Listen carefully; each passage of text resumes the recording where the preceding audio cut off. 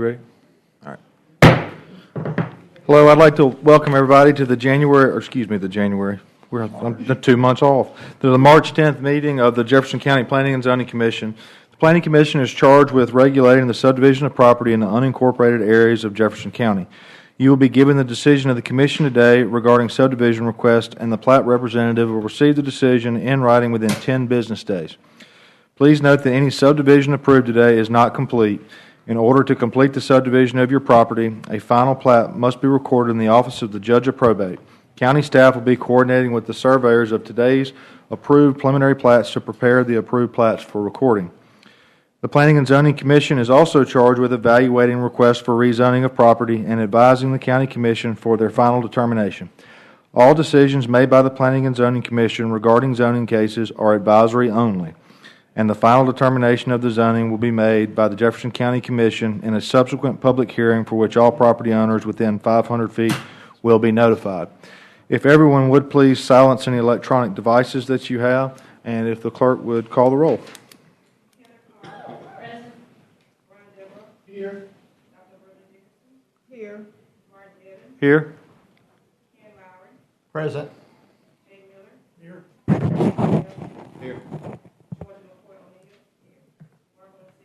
Here. Thank you. Do I have a motion regarding the minutes from the last meeting of February 10th? Mr. Chairman, I make a motion to suspend the reading of the February meeting minutes and approve as written. I've got a motion and a second. All in favor signal by saying aye. Aye. Any opposed say nay. All right, the ayes have it. All right, we'll now move into our subdivision cases. For our subdivision cases, the staff will present the case to the board, and then we will call for opposition. The applicant and or their representative may be asked to come forward to the podium and answer any questions. If you do come forward to the podium today, please go ahead and give us your name and address so we'll have that for the record.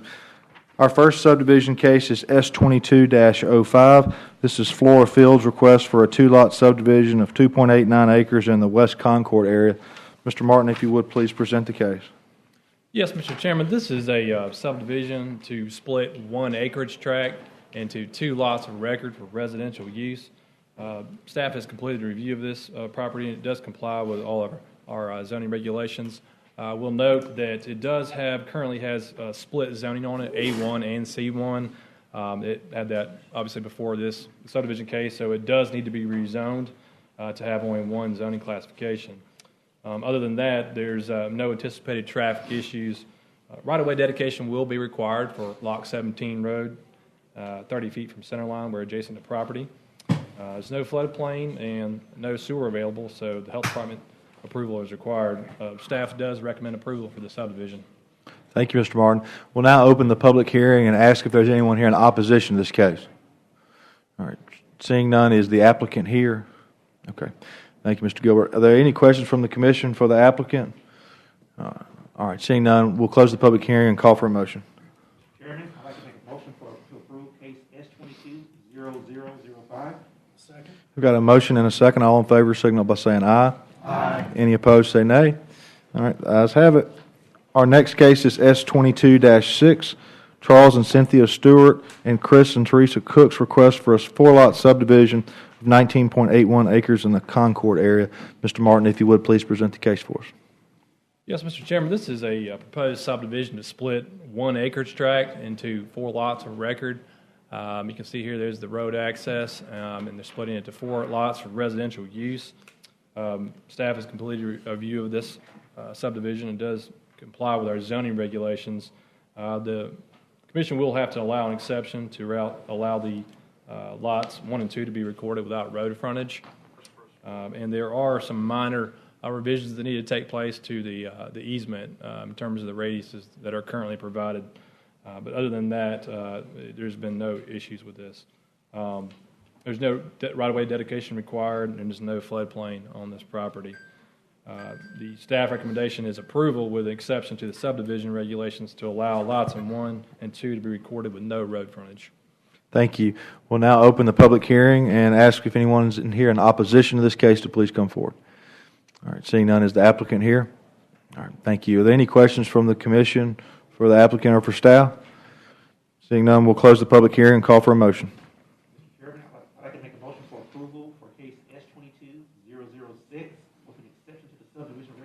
allow lots 1 and 2 to be recorded with no road frontage. Second. We've got a motion and a second. All in favor signal by saying aye. Aye. Any opposed, say nay. All right, the ayes have it.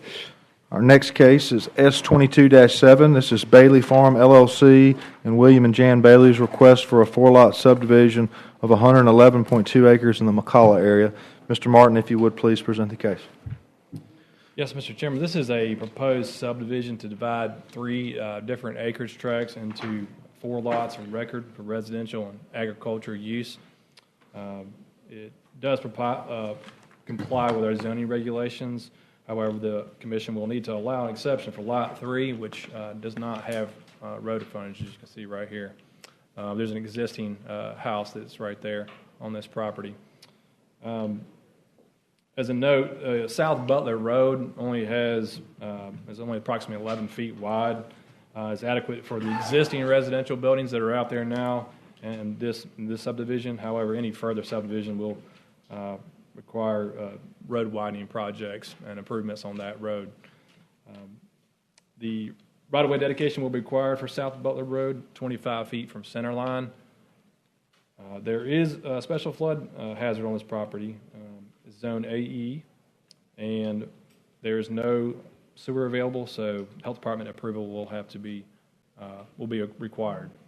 The staff recommendation for this subdivision is approval with an exception to the subdivision regulations to allow Lot 3 to be recorded with no road frontage.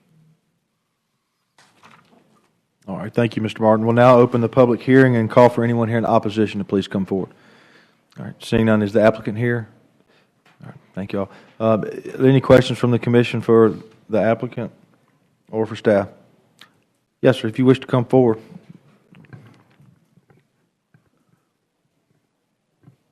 My name is Jerry Peary, 7650 Sherry Lane in McCalla. I'm the surveyor. In the recent last few weeks, the flood maps for this area have been revised, and the flood zone, AE, has been completely removed from this property. Okay. That is no longer a consideration. Okay. Staff, if y'all can help me, is there anything that we need to do as far as action today based on this new information, or we just move forward as we've already planned? Okay. Thank you, Mr. Perry. Good to know, but sounds like we can still move forward. All right. Are there any other comments or questions? Seeing none, we'll close the public hearing and call for a motion. Chairman, I'd like to make a motion for approval on case S22007, approval with an exception to the subdivision regulations to allow Lot 3 to be recorded with no road frontage. Second. Got a motion and a second. All in favor signal by saying aye. Aye. Any opposed, say nay. The ayes have it. Our next case is S22-8, Gretchen Birdwell and Camp Creek Development LLC's request for a 4-lot subdivision of 11.98 acres in the McCalla area. Go ahead, Mr. Martin.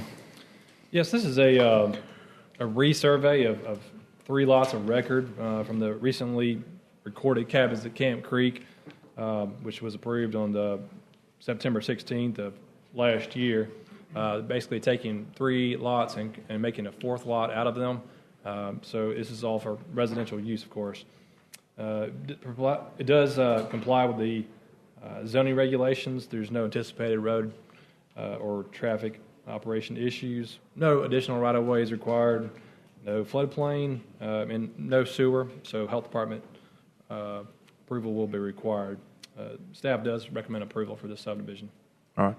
Thank you, Mr. Martin. We'll now open the public hearing and ask for anyone here in opposition to please come forward. All right. Seeing none, is the applicant here? All right, thank you.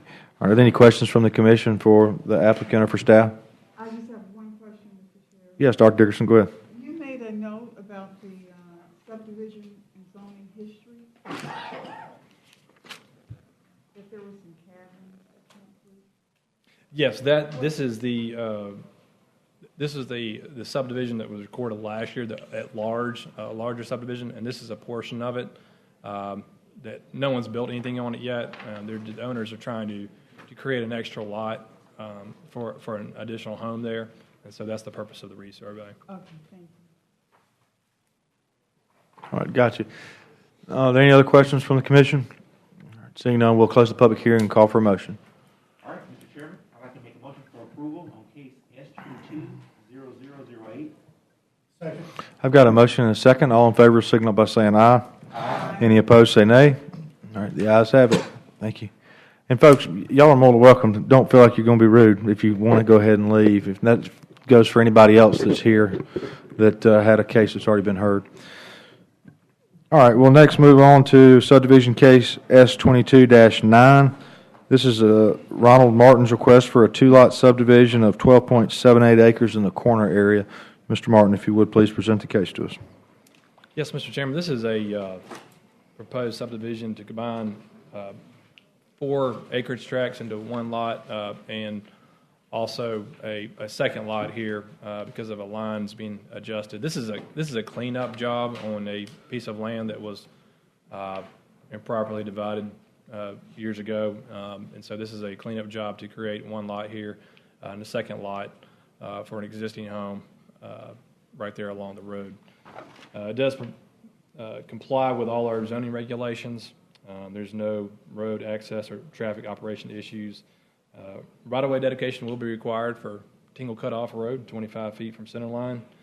There's no floodplain, and there's no sewer available, so Health Department approval is required. Staff does recommend approval for this subdivision. Thank you. Is there anyone here in opposition to this case? All right, seeing none. Is the applicant here? All right, thank you. Are there any questions from the commission for the applicant? All right, seeing none, then we'll close the public hearing and call for a motion. Mr. Chairman, I'd like to make a motion for approval on case S220009. Second. I've got a motion and a second. All in favor signal by saying aye. Aye. Any opposed say no. All right, the ayes have it. Our next case, S22-10, Alabama Properties LLC's request for a two-lot subdivision of 25 acres in the Tarrant area.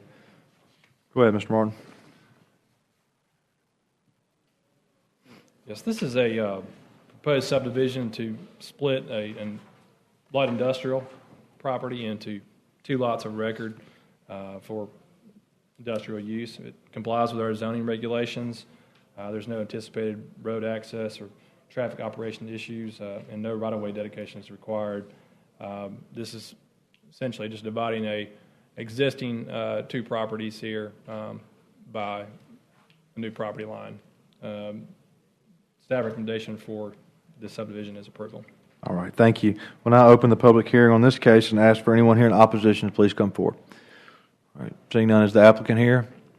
All right, thank you, Mr. Gilbert. Are there any questions from the commission? Seeing none, we'll close the public hearing and call for a motion. Mr. Chairman, I'd like to make a motion for approval on case S220010. Second. I've got a motion and a second. All in favor signal by saying aye. Aye. Any opposed say nay. All right, the ayes have it. All right, moving on, subdivision case S22-11. Salon Lisa Brown LLC's request for a one-lot subdivision of 1.33 acres in the McCalla area. Go ahead when you're ready, Mr. Martin. Mr. Chairman, this is a resurvey of a very old subdivision that was recorded in 1913. The purpose of this is to create one lot of record for commercial use. There was a rezoning case in 2018, which it was approved to go to C1 zoning. This proposed subdivision does comply with our zoning regulations. If there are any, if road widening improvements are required for the development, additional right-of-way may be required, but there's none at this time. There's no floodplain, and there is sewer nearby, so the Environmental Services Department will have to give approval on that final plat. Other than that, the staff recommendation for the subdivision is approval. Thank you. We'll now open the public hearing and ask for anyone here in opposition to please come forward. All right, seeing none, is the applicant here? All right, are there any questions from the commission for staff? Seeing none, we'll close the public hearing and call for a motion. Mr. Chairman, I'd like to make a motion for approval on case S220011. Second. Got a motion and a second. All in favor signal by saying aye. Aye. Any opposed say nay. Ayes have it. Next case, S22-14, Robert Vickers' request for a one-lot subdivision of .17 acres in the Newcastle area. Mr. Martin, go ahead. Yes, Mr. Chairman, this is a resurvey to properly convey a portion of a lot of record into a new lot of record for residential use. So this is a cleanup job. This is a very old plat in the Newcastle area. As this was created before zoning, it does not actually meet the minimum requirement for A1 zoning, which is 1 acre. However, a variance was granted to allow this recording of a lot with under 1 acre. So it did get that variance last year. This is the part of town where the tornadoes came through last year and tore these houses down on the street. So that's why they're coming before Commission now to get this survey corrected. There's no additional right-of-way required here and no road access or traffic operation issues. Staff recommendation for this resurvey is approval. Thank you very much. We'll now open the public hearing and call for anyone here in opposition to please come forward. Seeing none, is the applicant here? Okay. Are there any questions from the commission for applicants? All right. Seeing none, we'll close the public hearing and call for a motion. All right, Mr. Chairman, I'd like to make a motion for approval on case S22-0014. Second. Got a motion and a second. All in favor signal by saying aye. Aye. Any opposed say nay. Ayes have it. Thank you all. All right. Next case, S22-15. This is Brenda and Steve Wilson's request for a two-lot subdivision of 10.48 acres in the corner area. Mr. Martin, go ahead. Yes, this is a proposed split of 1 acreage tract into 2 lots of record for residential agriculture use. You can see here lot 2 up against the road, and here's the larger lot 1, which includes the pond. This proposed subdivision complies with all of our zoning regulations. There's no road access or traffic operation issues anticipated. No right-of-way dedication is required. No floodplain, and there's no sewer available, so the health department approval is required for the final plat. Staff does recommend approval for this subdivision. Thank you. We'll now open the public hearing and call for anyone here in opposition to please come forward.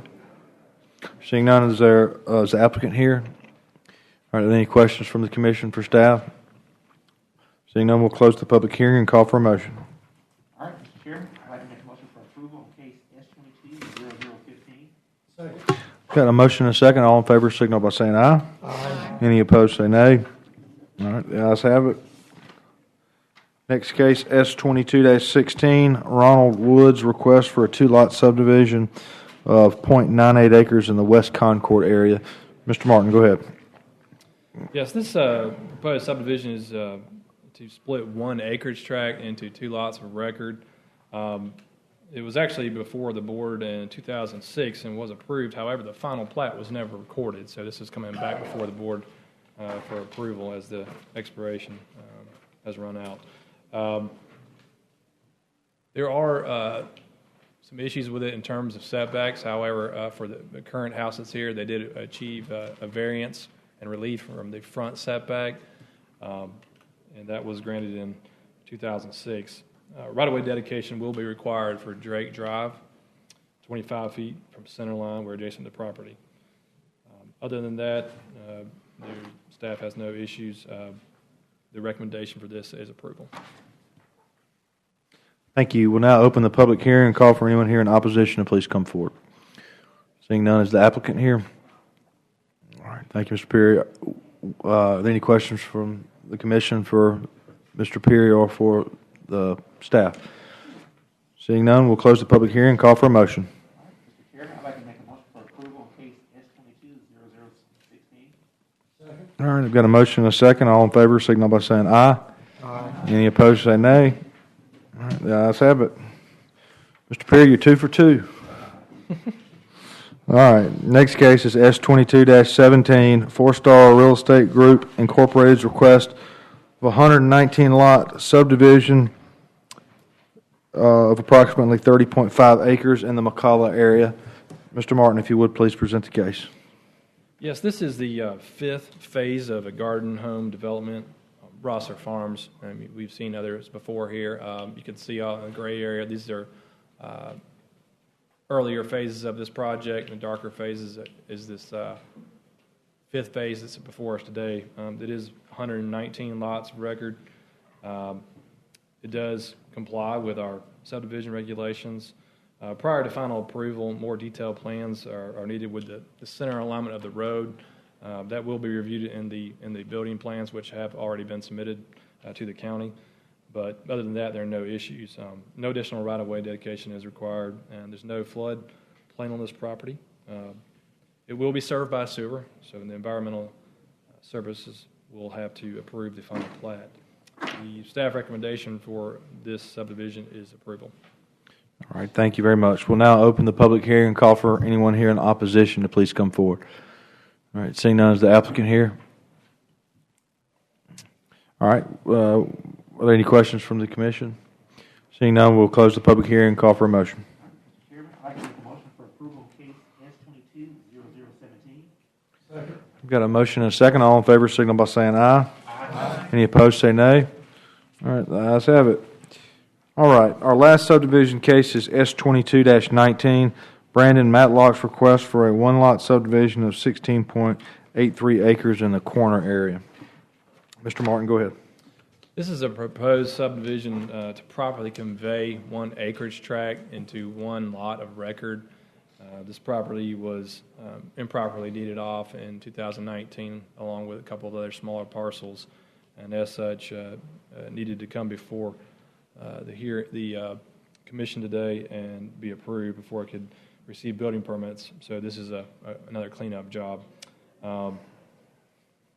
The subdivision does comply with our zoning regulations. As a note, the portions of the parent tract that have not been included and depicted in this plat will not be eligible for permits until they are recorded into a subdivision plat. Right-of-way dedication is required for Wade Road, 25 feet from center line. There's no floodplain and no sewer available, so health department approval is required before the final plat is recorded. The staff recommendation for this subdivision is approval. Thank you very much. We'll now open the public hearing and call for anyone here in opposition to please come forward. All right, seeing none, is the applicant here? All right, thank you, sir. Any questions from the commission? Seeing none, we'll close the public hearing and call for a motion. All right, Mr. Chairman, I'd like to make a motion for approval of case S-22-0019. Second. We've got a motion and a second. All in favor signal by saying aye. Aye. Any opposed say nay. All right, the ayes have it. All right, that concludes our subdivision cases. Sir, we're about to bring in everybody for the zoning case. You may want to go ahead and split before the cattle start running this way. Mr. Chairman, would you like me to call in 3 through 6? Yes. Mr. Chairman, Well- maybe we do the special use one, too. Yeah, hey, Michael, would you also bring in the special use permit applicant? Sure.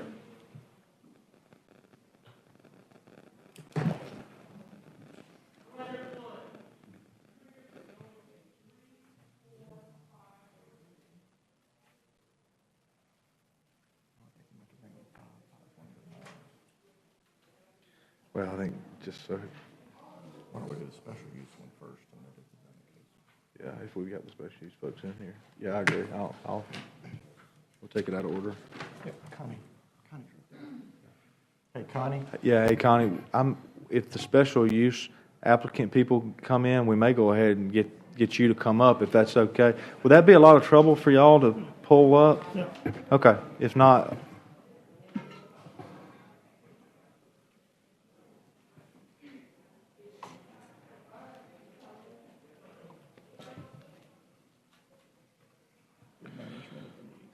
yeah, well, upon good advice.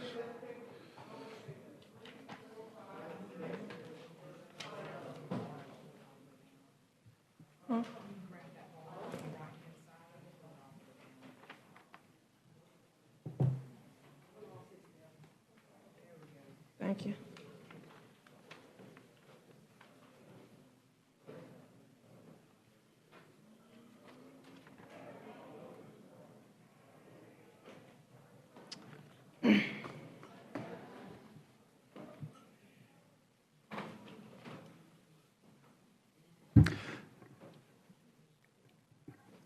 Thank you. Is anyone here with AMW Enterprises LLC? This is a special use permit for a sign.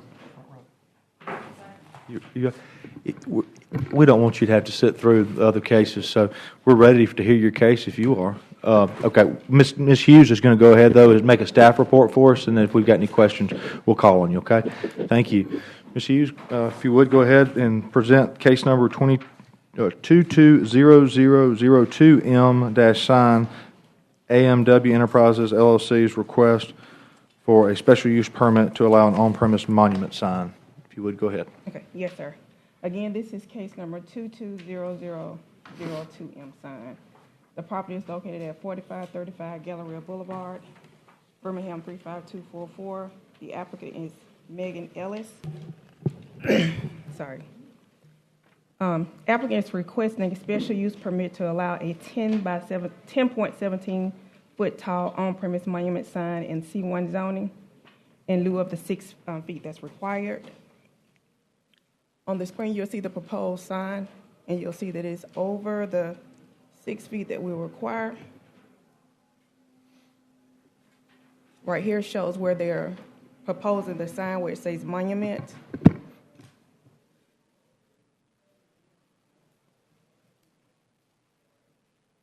This is the area map of the property, and if you can see it, I highlighted in the gold. The sign would be there in the corner as you see going down towards Lorna Road. There's vacant property pretty much adjacent to where the sign will be located, with the exception of one residence that's Zone A1 in Jefferson County District.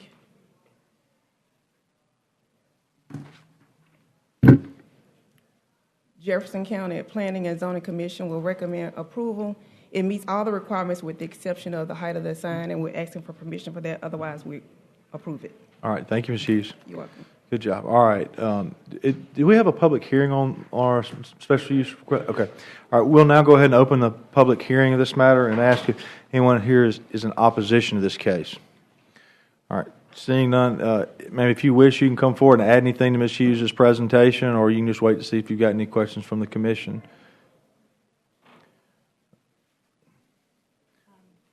Yeah, if you would, please, and everybody, when you come forward, please state your name and address so we have it for the record. Okay. My name is Megan Ellis. I'm with Advanced Sign and Lighting, and the address is 4535 Galleria Boulevard. I just wanted to add that the DOT, Alabama DOT, had them remove their existing sign, and that was, I tried to get an exact date for my customer, and I didn't get one, but it was close to 2 years ago where they had this sign on Lorna Road, and now since they've been made to remove it, they don't have any kind of identification from Lorna Road. And actually, their pylon sign, I've got a meeting on the 28th for, that one has been damaged by the tornado, by some bad weather and stuff. So the one that was existing was a pylon, and they're just trying to get that back up, some kind of recognition from the road, since they're up on that big hill and nobody can see them from the road. Okay. All right. Thank you very much. Are there any questions from the commission? All right. Seeing none, we'll close the public hearing and call for a motion. Mr. Chairman, I make a motion on special use permit request number 220002M-sign to approve. Got a motion and a second. All in favor signal by saying aye. Aye. Any opposed say nay. All right. The ayes have it. Thank you. You're free to leave too. Don't feel like you need to stay. All right. We'll next move to our zoning cases. I want to make sure if everybody would just kind of nod. Could y'all hear my instructions about the zoning cases out in the hall? All right. So the Jefferson County Planning and Zoning Commission evaluates rezoning cases and makes recommendations to the county commission. We don't make the final decision. The county commission makes the final decision at their next subsequent hearing. Everybody will, if you receive notice of this hearing today, you will receive notice of that subsequent county commission meeting as well. But I just want to make sure everybody realizes that we are an advisory board and we do not make the final decision on zoning cases. In addition to that, the staff will present the zoning case and they will discuss relevant points as far as compliance with the comprehensive plan and things of that nature. And after the staff completes their report, we'll then ask for the developer or the landowner to come forward and add anything they wish to the staff's report. The developer will be limited to 15 minutes to talk, and so developers should anticipate that opposition, who also only have 15 minutes, will bring things up, and that the developer will need to rebut or respond. And so the developer needs to, be conservative with their time and reserve some time for rebuttal, because each side will only get a total of 15 minutes. Okay. Hope that's clear as mud to everybody. All right. Our first rezoning case is Z22-3. This is Mount Zion Primitive Baptist Church. Their request for a change of zoning to Institutional 1 of 1.12 acres in the Westwood area. Mr. Brown, if you would please present the case. Yes. Excuse me. Yes, sir. As mentioned, this is a map amendment to rezone property from R1 Single Family District and C1 Commercial District to the Institutional 1 zoning district for compliance of an existing church.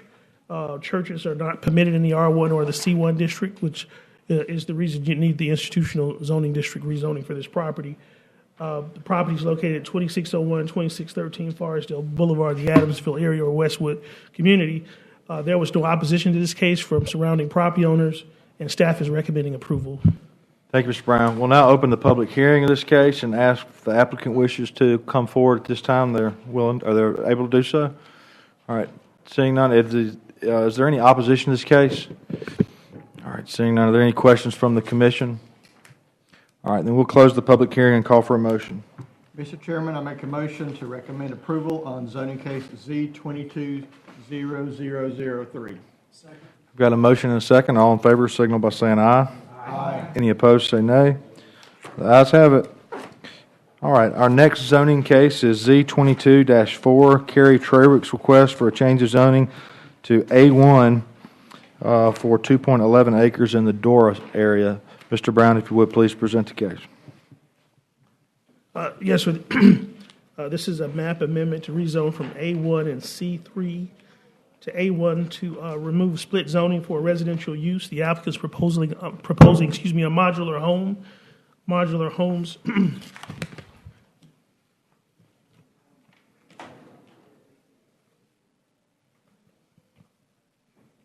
Yes, Carrie Trawick. The applicant's proposing a modular home. There was a couple of inquiries by phone. There was no written opposition to this case. Staff is recommending approval. All right. Thank you, Mr. Brown. We'll now open the public hearing and ask if the applicant is here. And if so, you're more than welcome to come forward, or you can wait to see if there's any opposition. Okay. Is there anyone here in opposition to this case? All right. Seeing none, are there any questions from the commission? All right. Seeing none, we'll close the public hearing and call for a motion.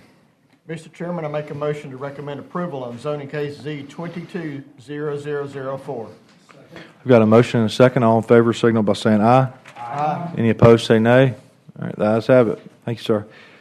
All right, our next case is Z22-5. This is the Old Group LLC's request for a change of zoning to RG for a garden home subdivision of 103 acres in the McCullough area. Mr. Brown, if you would, please present the case.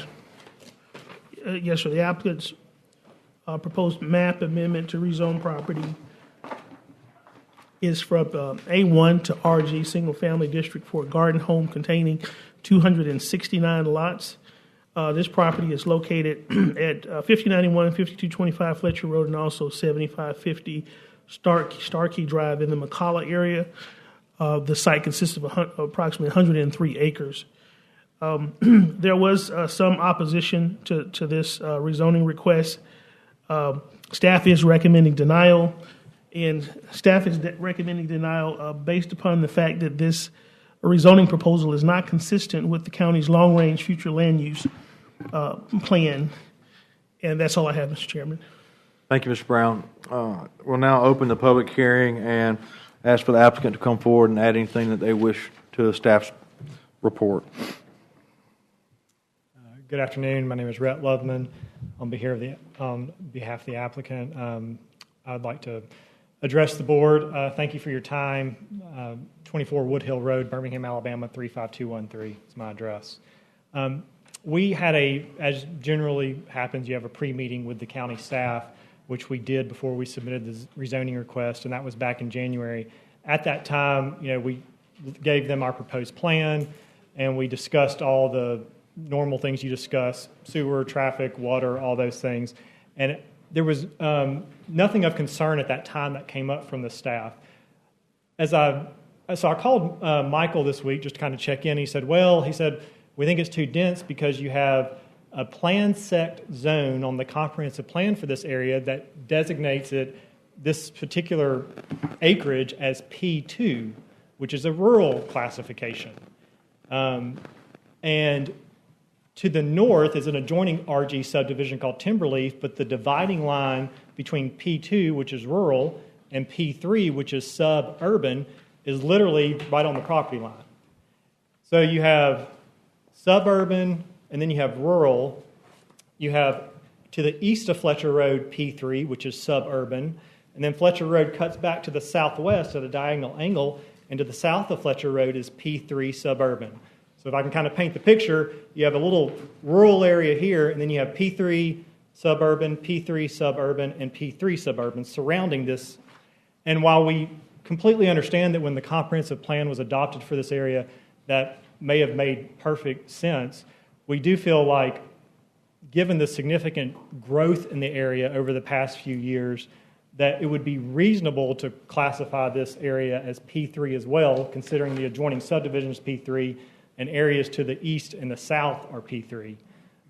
Just a few points on that we wanted to bring to light is, the Jeff Med Industrial Park has purchased 410 acres in the area, and about a mile and a half to the east of here as far as the crow flies. They project 5,000 new jobs there. Since the past year, I know that UAB is doing their hospital about 2.5 miles north of here. That's going to create a lot of jobs. You have 6,000 new jobs at the Amazon Distribution Center, which is just a few miles up the interstate. Point being is a lot has exploded in the past few years. So again, we're asking just for some consideration that it's really more of a suburban place now and not a rural place, given all the growth that's happened. And furthermore, you have an abundance of jobs now in the area, and we feel like there's a shortage of housing. So, this is a planned RG to help alleviate that. All right. Thank you, Mr. Lubman. Yes. Is there anyone here in opposition to this case? All right. If you would, please come forward and state your name and address. And folks, if you would, we're going to hear everybody, and I want you to know that I sit up here and I take notes, and if you've got concerns about traffic or density or anything like that, I'll make a note of it. If somebody before you expresses the concern, don't feel like you've got to repeat the same thing that they say, just to make sure we save time today and don't be redundant. So thank you, ma'am. If you would, state your name and address for the record. My name is Annie Collins. My address is 5065 Monroe Drive, Bessemer, Alabama, 35022. The first thing I'd like to say is, I don't know where he got his information, but it seems as if he's giving us a movie, because the land that he's talking about, suburban, is not true. We are a rural area. They have subdivisions, but the subdivisions are also rural. They are spaced out, and we are what they considered as in the country. He mentioned UAB, which is 2.5 miles down the road. What he did not tell you is that UAB is in the area that is what they call a mall area. All this is like an entirely different city in itself. Where we are is totally rural. Where you say going down east, there's suburban or whatever it is not true. It is like he's giving us a fictionalized report of something that he's just showing us, but it's not true. We live in a rural area, and the subdivisions that he is talking about, they don't exist. The subdivisions that are there are still rural because of the way that they're spaced. We are mainly a homogenized rural area, and this is the way we want it to stay. Thank you, Ms. Combs. And just to clarify, the the P2, that rural zone that they were talking about, is a designation under our land use plan. So the county's plan for specific areas calls for this area to be P2, which is rural zone. So that is a term that the county has applied to that area. So just want to let you know, I don't think that indicates the developer's intentions necessarily. It's just that tells you what the county has assigned that area. And I'd like to also say that he's talking about job growth. Most of the people there is no job growth for this area because most of the people that are here work outside. There's nothing to talk about job growth when the developers will not be able to bring in jobs. They will only be able to bring in people that will clog our way of life. The jobs that he is talking about presenting, sure, you may be down there in the area where it is already, but they're going to clogging up everything down there, but there will be no job growth. Thank you. Thank you. Is there anyone else here in opposition to this case?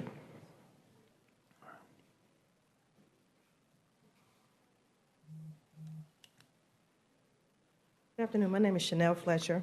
I reside at 4975 Monroe Drive. Monroe Drive is actually a dead-end street. Monroe Drive consists of pretty much about 8 residents. For the land that he's speaking of, and I wish we had okay, yes, please, that'd be great.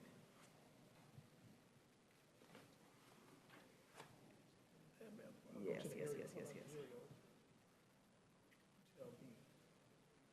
You can go back to the other one.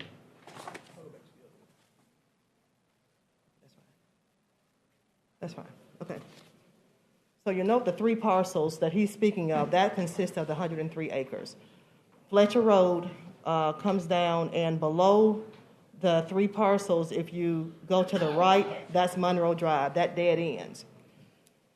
Most of the people that are here and representative of that community live directly in front of those 3 parcels that he's trying to build a subdivision on. And thank you. And on Monroe Drive, these people have 10 acres, 10 acres, 10 acres, 10 acres, 40 acres, 10 acres, 5 acres, 5 acres, 28 acres, 27 acres, 50 acres, 20 acres. We have come to this area as an investment. We come here because it is rural, because it is peaceful, it's serene. We've invested our life savings to come to this area for this reason. And to propose over 200 houses here, when you got a dead end here, there's only one way out. It is this road here. Up here, you have subdivision that's already in existence, and then it's expanding backwards here. He's proposing his subdivision here, which again is rural. You have Camp Fletcher, that's 300 acres. That's here. And so on up, you have about 2 or 3 other subdivisions. We're actually in the back. The traffic flow would be unreal. It already takes us about 30 to 40 minutes in the morning. From 6:45 to 8 o'clock in the morning, you cannot get out of here at the end of the road up here. It's impossible to get out. This is a very, like I said, rural area, and the more people you bring in, the more problems it's going to cause and the more dense it is for the population down in this area. Again, you can come up with the numbers, you can say Amazon, you can say UAB. That's all well and good, and we welcome change. I mean, we welcome growth. But to bring it down here in this rural area, it's too much. It's too dense, like I said, and it'd be too many people in this area. That's already a problem for us to get out as well. Many of these people have retired. They've come here to retire, and they really don't want the number or the increased number of people that would increase. I hate to say it, would increase crime, traffic, and everything else in this area if this were to pass. And it's on a hill. I don't know how they would control water flow coming off that hill. You have a Shades Creek. If you have too much water flow, that could possibly flood. And again, we're down here in this valley. That is definitely going to affect us. And if you don't live in this area and you come and build 260 houses, you have no idea how this is going to affect us in our future. So if you want something in an area, build in your own area and let it affect you, but not come in ours and build, and then you go off somewhere else and we're left to suffer from it later on. Thank you for your time. I appreciate it. Thank you very much.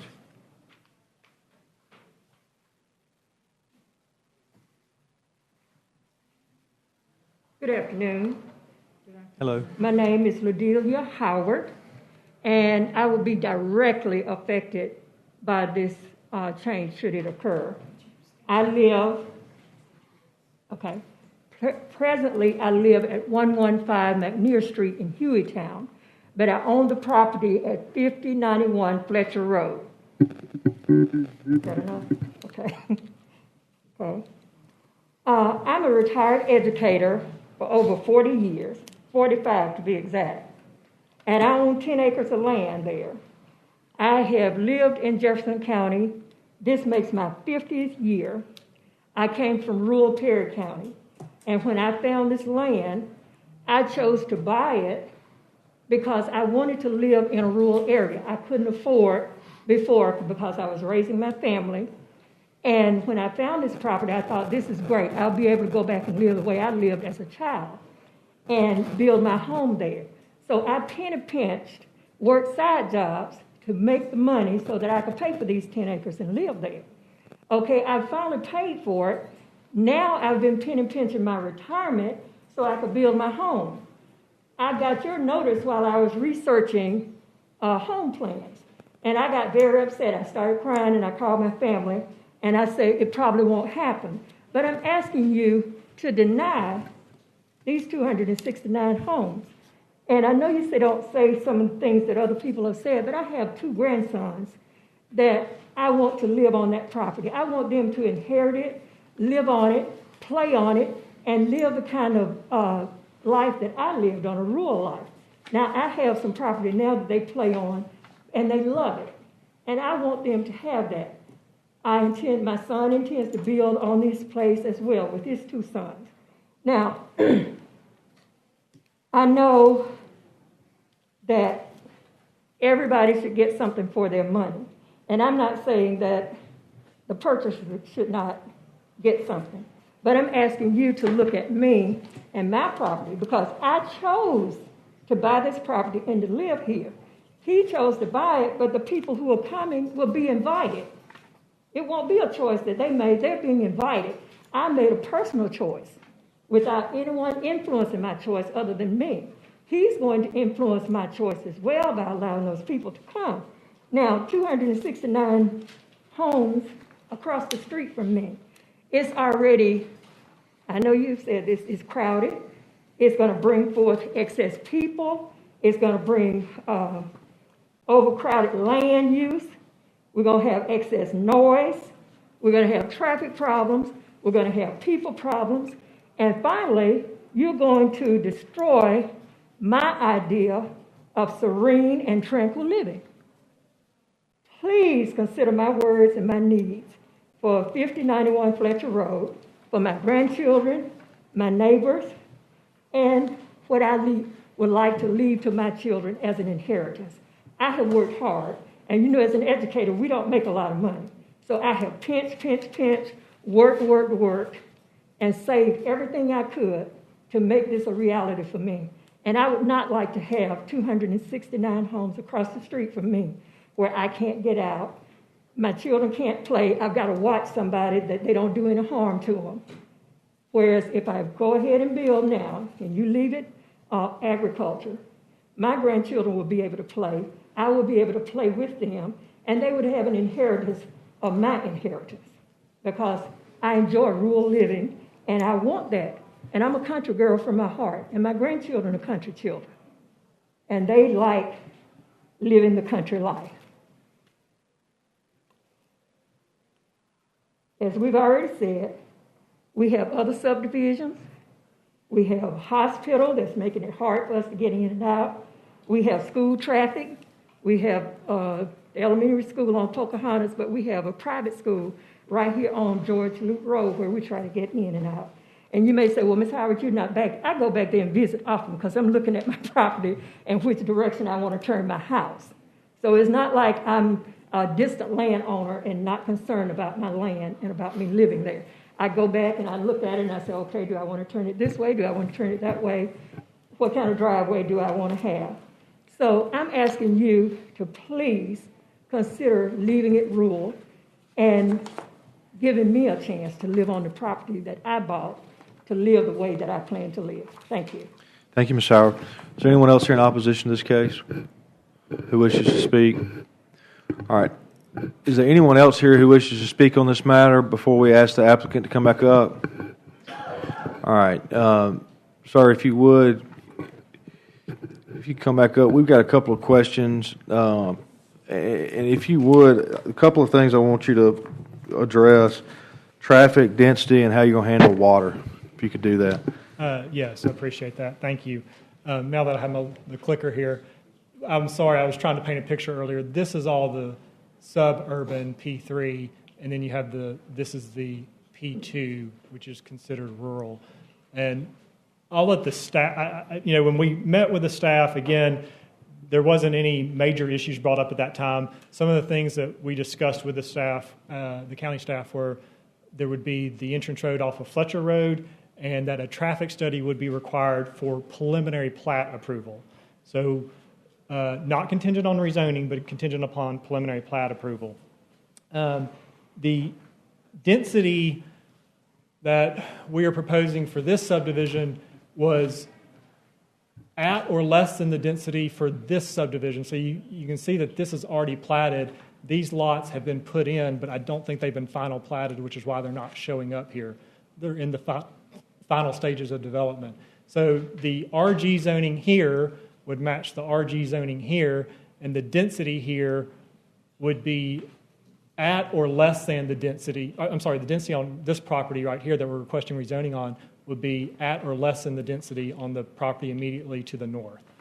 And as I understood it, I've never been to one of these where the comprehensive plan differed from the proposed use, but so I'm a little, I don't know exactly what the process is to request to go from P2 to P3. Is that a separate request than going to RG? Do you have to do P2 to P3 first and then you come back later and request RG? Yes to all that.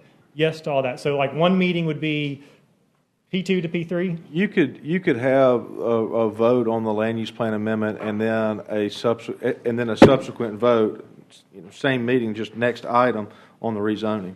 Okay. But I'm sorry, go ahead. Is that right, staff? Is that right? That's correct.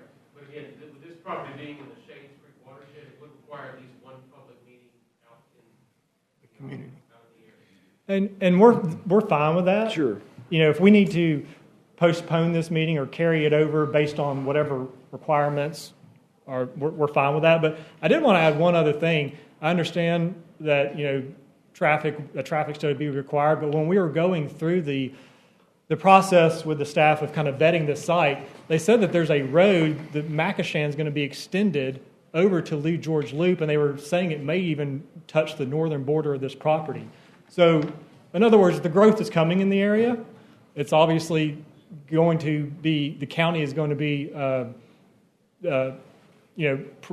making that, furthering that along with this extension of Macashan so that you can go from exit 104 on 59 all the way over to Lee George Loop without that big section not being there. Yeah. If I was understood correctly. Well, I don't want to take over your opportunity to rebut, but I think there's some things we need to kind of get out here. One, yes, Heather, are you aware of any planned extension of Macashan Drive, or can you speak? That's a very long-term plan. It's a long-range plan. Okay. But the decisions for road extensions or connectivity to abate existing connectivity are not intended to trump specific land use designations to address microcosms as they exist within the land use. And so, we have to take into account as part of our infrastructure development those steps to have compatible infrastructure, and we do that with every road project. So it doesn't abate the requirement for the road department to follow that. It's just included in our our environmental processes and how we manage stormwater and do that development. So even though there may be a planned road project, we need to focus on what traffic is there existing now. Well, and I mean, we're looking at 10-plus years out Okay. before we get anything constructed there. And the property All right. owner did understand that the traffic study was part of the Sure. preliminary plat approval.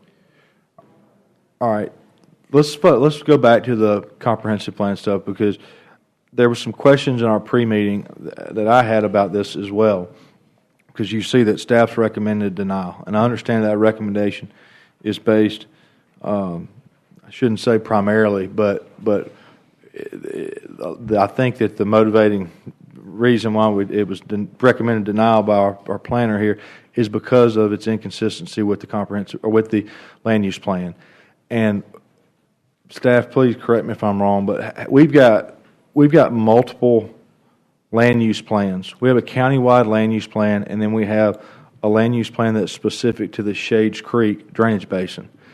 And the countywide land use plan is a little bit older plan, and it's something that we generally follow, but we recognize that a lot's changed in the county since then. More recently, we've developed the Shades Creek Basin Land Use Plan. That is more specific for this area, and it takes into account data and the character of the area more recently. And so there's a policy here at the county to be more consistent with the land use plan for the Shades Creek Basin. And when I say more consistent, it's a pretty strong policy, okay? So what I understand is, in order for us to rezone this property, or if we were to rezone this property, it would be inconsistent with the Shades Creek Basin Land Use Plan. And that is something that, policy-wise, we don't generally do that, okay? So we would require a land use plan amendment in order to approve the rezoning as proposed. And so I believe that the best thing to do in this particular, Mr. Loveman, I want to apologize to you, because it sounds like you met in a pre-meeting and this wasn't pointed out to you. But you came up here, or you've learned this week, that this was an issue, and this is a real big issue. And so, I don't want to tell you what to do, but I think you probably need to regroup, pull this case back, carry it over, and meet with staff and figure out exactly what you're dealing with these land use plans, and if you need to go back to the drawing board or what. But I think it's good that we've heard from the residents about density and about traffic and about drainage and things like that. I mean, land use plan, it may not like density, the density you're proposing, but nevertheless, the use, houses, is apparently compatible with the plan. So, and I concur that you have growth in this area. So, but I think going back to the drawing board and studying traffic and studying land use plans is probably something you want to do. And again, wish you had that information for today. So, if I may just suggest two things. Sure. I'll try to get out. Hopefully you can hear me. I'm a little hoarse today. All right. So there are two alternatives. Number one, you can scale back your development to meet the P2 G3 land use Shades Creek land use density requirements, and P2 is rural zone, G3 is restricted growth. The maximum density requirement is 1.34 dwelling units per acre. Now that's without infrastructure improvements. The Planning and Zoning Committee can recommend up to 1.94 dwelling units per acre with infrastructure improvements, meaning the roadway would have to be improved. You'd have to have sewer connections, I guess, from here. You're absolutely right. This development was approved at 3.8 dwelling units per acre. You proposed an RG density, which will allow up to 2.6 dwelling units per acre. But then when you apply the Shades Creek overlay requirements, then this density is far less than what should be allowed. And that's how we arrive at either 1.34 or 1.94 dwelling units per acre. It's the Shades Creek land use plan that threw it off. I've never seen it. Yeah. So my two suggestions or alternatives for the applicant is scale back your development, number one, or number two, you can apply for a land use amendment, but considering, and I think the the residents out here, absolutely right. This is just going to be rural out here. There's nothing to suggest otherwise. And Macashan is 10 years away before being developed. He would have to prove in the land use amendment that this is suburban and not rural. I don't know that that's possible. Considering the opposition you have here, I doubt that that's possible. Well, I mean, and I'll end my comments there. Those Thank are you, my Mr. two Brown. suggestions. Yes. Mr. Lowry. Thank you, Mr. Chairman. So another point I wanted to make is we could have a blended solution with the density and the land use plan. So, sorry, how about now? So we could have a blended resolution where we could consider reduced density and possibly a land use plan instead of, drastically accepting a larger density. But I wanted to ask staff if they would talk through just real quick what the logistics would be to do a land use plan amendment for the Shades Creek watershed. Just a high point, what are the milestones we have to do? It's not just coming in here for a meeting and making a change. It would be a broad public notice. Most of the property owners along that road network, probably south of Pocahontas. It'd be the watershed, right? It'd be a significant chunk of it in this particular area. I mean, I don't know if there's sense in inviting the city of Homewood because this is the same one. And this was a big deal when we set this up. So. Correct. And that's the reason why it was set up and legislated in that land use plan in such a way to where it involves heavy public involvement, particularly amongst the landowners, residents of the particular area. When was our Shades Creek Basin land use plan adopted? It was in 2008. Okay. 2009? I was going to say 12 years ago. So, Thank you. So, Is there a way I can get a copy of it? Yeah, you can get with staff afterwards. I believe it's available on the web, if I'm not mistaken. If not, we can get you a copy. and if it's not, they can get you a copy. So,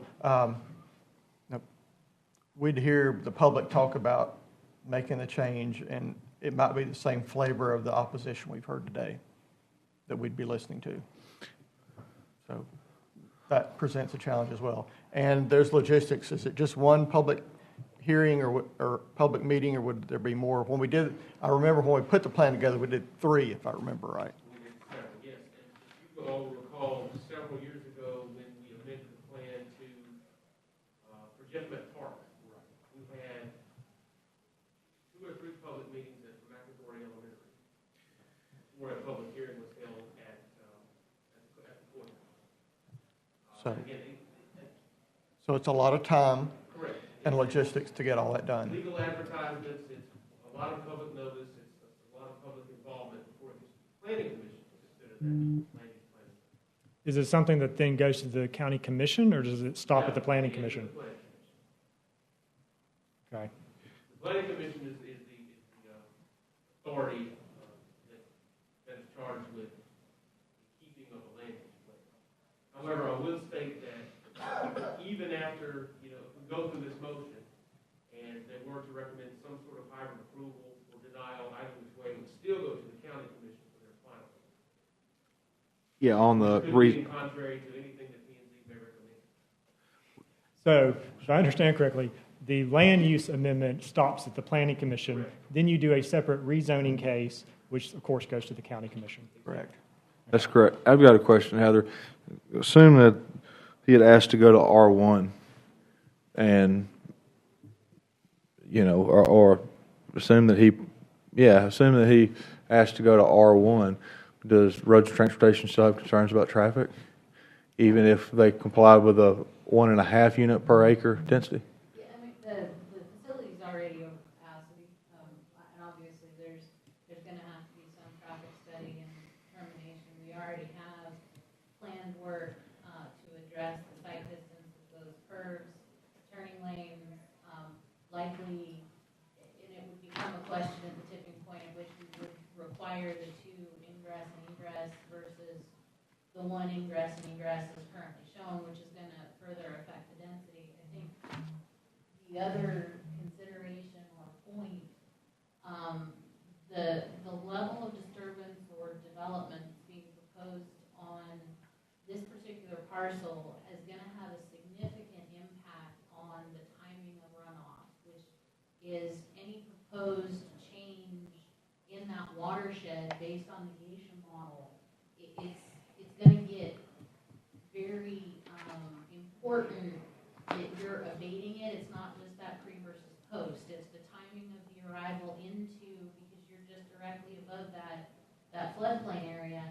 And so to push water more quickly, which is exactly what happens with that clearing, you're not going to take much impact in order to have a significant impact to that downstream watershed, and that's going to have to be considered, and that may have a further impact on the amount of disturbance that you can do without triggering those issues. So Yeah. Heather, in other words, that would cause flooding down. Right. It Downstream. changes the timing at which the water arrives. Mm-hmm. Right, and so I guess what I'm asking is, the engineers here as well for this site, is there a document that he can look at from what you just described? I get the whole post-pre, but just the additional details I'll have to take into account because it's in this particular Little Shades Creek water area. Is there one document we can go to, or is it just we need to go to different departments? I'm confused. Well, so the challenge that we get into, right, is forecasting the impact of a proposed development, right? And it's very cart horse type situation. So we don't forecast or model proposed developments. It's about what you're proposing to do. I'm just giving you feedback based on years of engineering experience and knowing what happens. But that is going to have to be a process that, based on whatever is being proposed, it has to be looked at when we're asking for the change, which is why we have to get the change kind of locked down. Are you basically asking for like a no-rise certification? Well, it's not, when we're talking about changing so the proposed land use there has to do as much kind of with the character of the development as it does density, and it's not just a simple numbers exchange, because it has that net effect on the flow characteristics of that channel and that watershed. And so we can model that. We have the tools that can do a very detailed analysis of that, but we have to kind of have a good idea of what's being planned. And so there's to the give and take discussion, there are engineering controls that can be used, but it's different, especially when we're talking about a land use plan change. It's different than the simple kind of calculation under a rational stormwater evaluation. Okay. Given all that has transpired, Yeah. we would ask for a motion to carry this over and let us go meet with the county staff and Yeah. kind of go through this stuff because we were not prepared for this. Understand. And I apologize for that. Dr. Dickerson, you have something to Have add? you met with the residents of the community, surrounding community? No, ma'am, because this is the first public hearing we've had, so we didn't know. I called Michael earlier this week and said, hey, have you had any opposition? He said, no, but of course they can show up today, and they did. Okay. So, no, we've not. Yeah, I tell you what, the staff will make available for you the names and addresses of the people who have expressed their opposition today, and I encourage you to try to reach out and talk with them, kind of help educate them on what you're attempting to do, Mr. Lubman, okay? Okay. All right. Appreciate it. Yeah. And find a common ground if there is one. Well, sure. Well, I mean, even more than that, I'm still not real clear on what's required of what's you. required for this. I get the comprehensive plan, but then with this other overlay, it adds a little bit, another layer that I've never dealt with. Yeah. All right. Well, then, the applicants made actually, read if you would. Ms. Fletcher, did you have something that you wanted to add?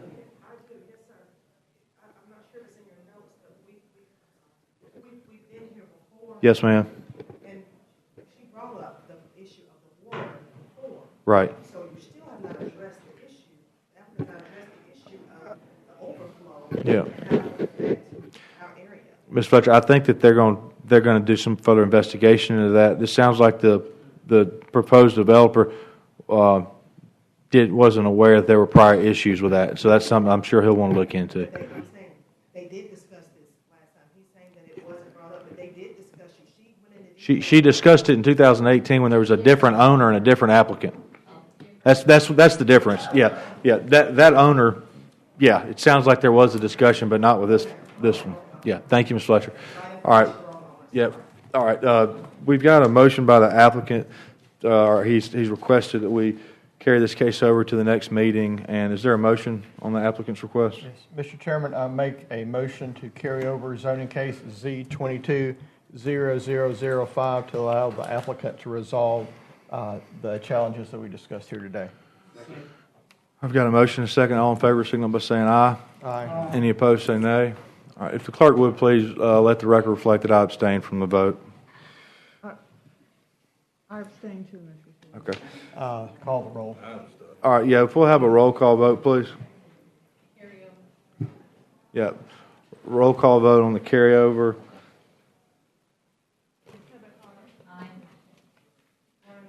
Aye. No. Abstain. Aye.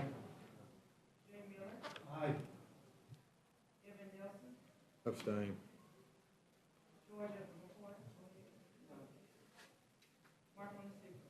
Aye.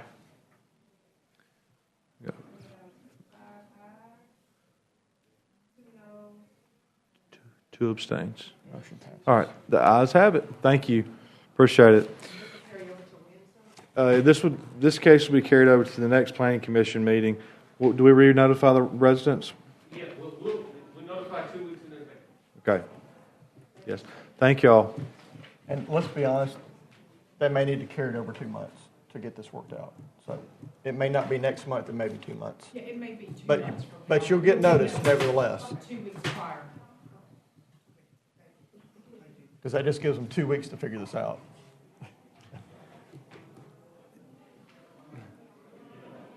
Yes, ma'am. Can we receive the same information that he's receiving so that we will have a rebuttal to match what he's bringing forward? You can contact Michael Morrison or Willie Brown, yes, ma'am, and they'll give you whatever information is being provided to the developer. You certainly are welcome to it as well. All right, thank you. Thank you.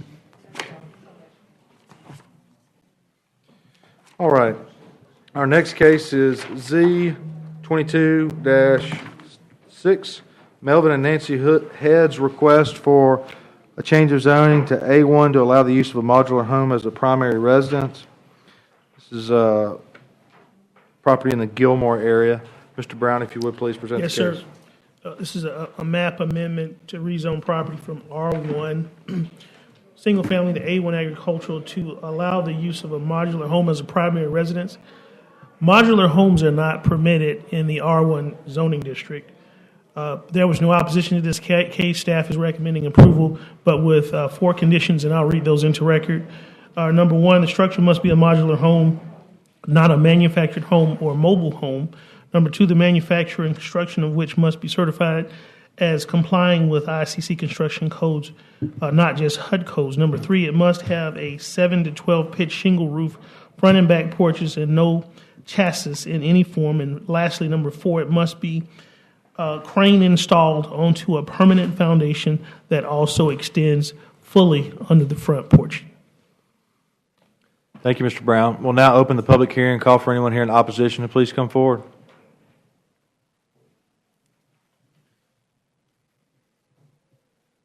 Yes, my name is Charles Fields, 9139 Taylor's Ferry Road. I live directly across the street from this property. I've been there 33 years. And I was going to say that this property that we're talking about, it was 11 acres at one time, and they split the property up. And another person built a house on it, and it was R1. And these people that we're talking about now wanted to take it from R1 down to A1. And I don't really know exactly, he talks so fast, I don't really know what they was wanting to put on there exactly. But, you know, these are nice homes in there, and I didn't want to put, you know, I didn't want to see them put a mobile home or none of that kind of stuff in there. So that's why I come to the meeting, just to see exactly what they was going to do. I didn't know if they, exactly what he said, he talked so fast about it. Sure. But I really kind of oppose it unless I see something different from what, you know. I'd really like to keep it R1. Okay. Yes, Mr. Fields, we'll see if Mr. Brown's got any information on exactly what they're trying to do and why they are. Yeah, is the applicant here by chance? Mr. Perry, you're the applicant's representative. If you would, come up if you could, to the extent you can. Let us know what the intent is here and what the plans are for the property. Re-identify? Please. Jerry Peary, 7650 Sherry Lane in McCalla. The property originally consisted of 11 or 12 acres. We subdivided a year or two ago.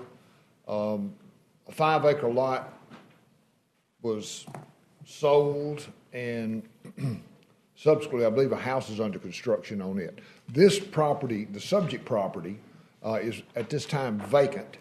I believe it was an old laydown yard for Alabama Power at one time.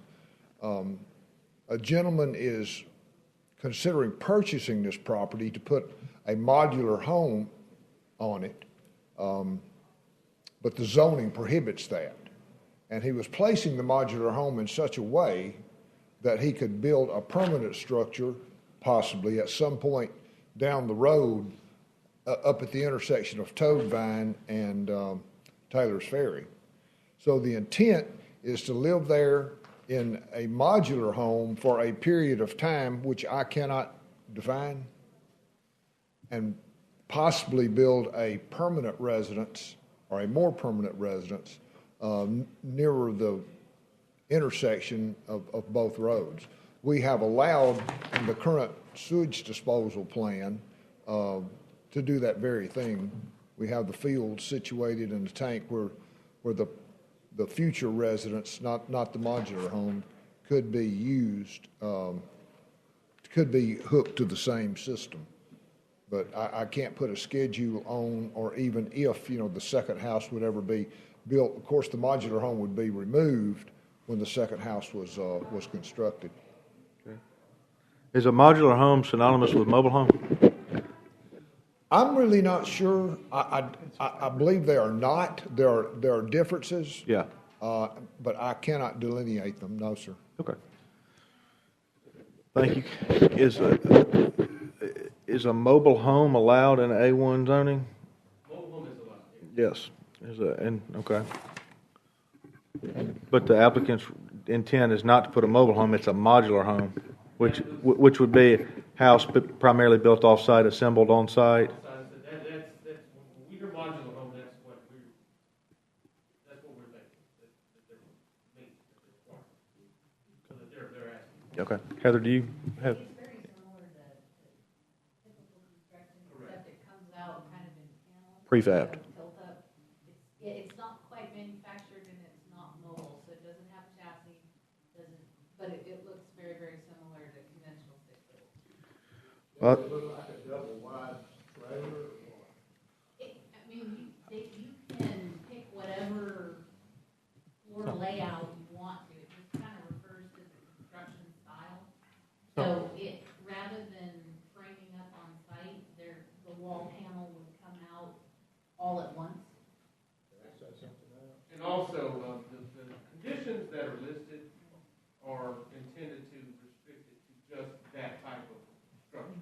That's modular as opposed to some sort of mobile or manufactured. If I may add, so think about it like this. What they do is they build a portion of the house remotely, say in a factory or a shop, something small enough they can put on a flatbed truck. They move it to the site and then they put it together. I understand all that, but how come, if they get it rezoned, could they come back and put whatever on it? Are there stipulations in this? Okay, so we're looking at some conditions on this rezoning that would only allow for that type of home we just talked about, a modular home. No manufactured or mobile homes allowed, so they can't come in and put a mobile home on the property. And it has to be, the structure, the modular home has to meet the construction codes, and it has to have a pitched roof, front and back porches, no chassis frame like a mobile home that you drive it in on. Would it have underpinning and all that? I mean, it would have a foundation. Yeah, foundation. So you're putting in those stipulations? Yes. Now, with it being rezoned, did they go in? We're going to have to. Farm there, you got to come up and talk to the. Yeah, you'd have to come podium. up, just give us your name and address for the record.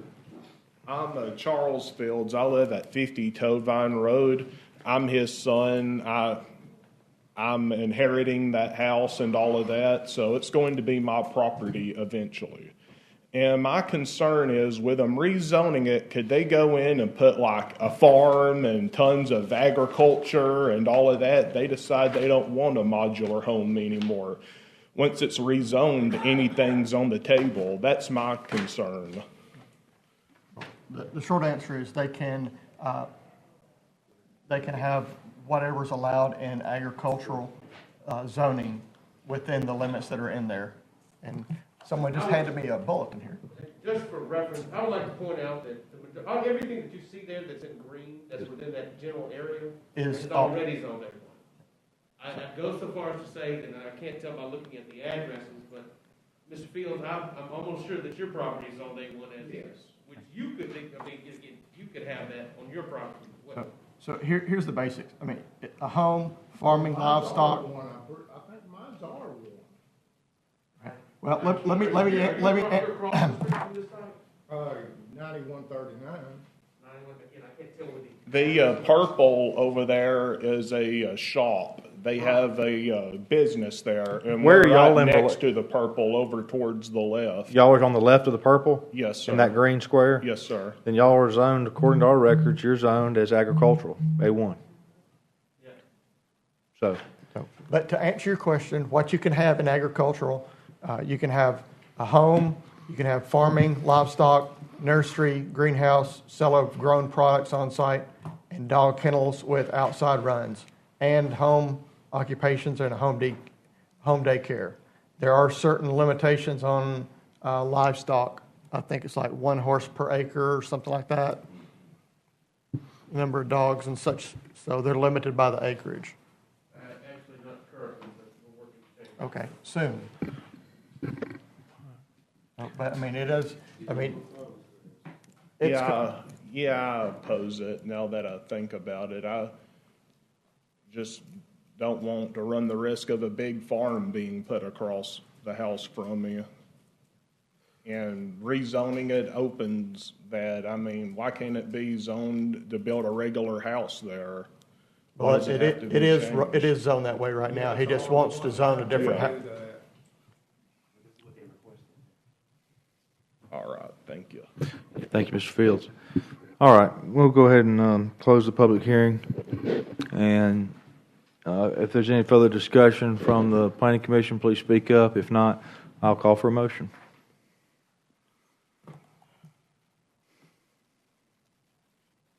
Mr. Chairman, I make a motion to recommend approval of zoning case Z22-0006. What? Well, premature, with conditions that are stated, and I'll just give a quick summary, that the structure must be a modular home, of which the manufacturing construction shall be certified by complying with ICC construction codes, not just HUD codes, that it has to have a 7 to 12 pitch single roof, front and back porches, and no chassis of any form, and it must be craned installed onto a permanent foundation that also exists fully under the front porch. All right, I've got a motion and a second. All in favor, signal by saying aye. Aye. Any opposed, say nay. All right, the ayes have it. All right. Our next case is Z22-8. Mr. Morrison, we've got some people out in the hall. I think, had we called in the folks for zoning case 8? Do we have that many?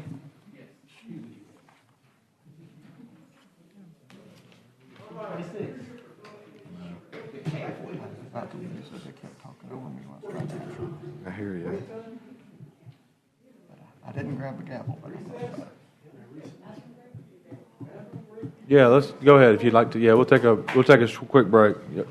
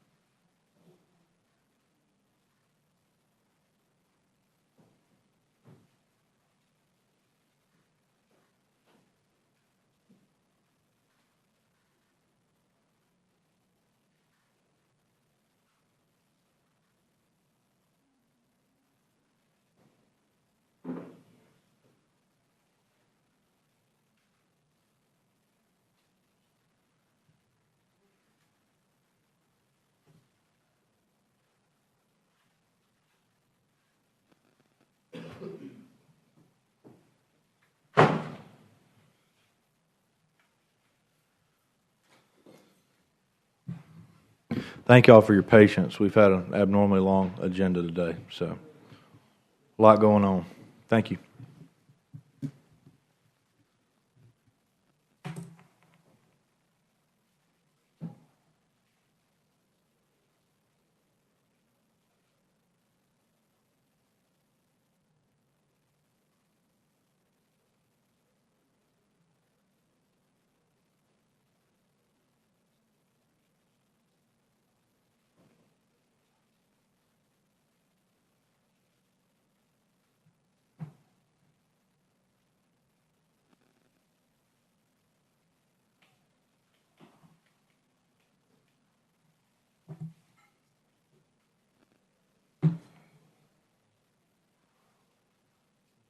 PI in town that you use for work?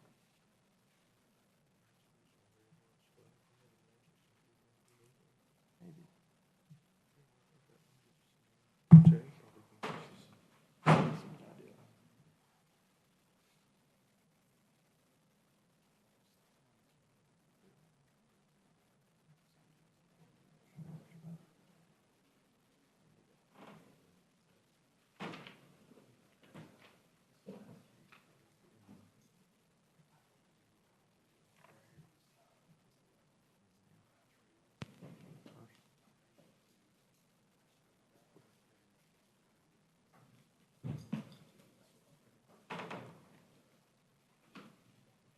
Everybody else is here. Is there a lot more folks down the hallway right here? Yeah.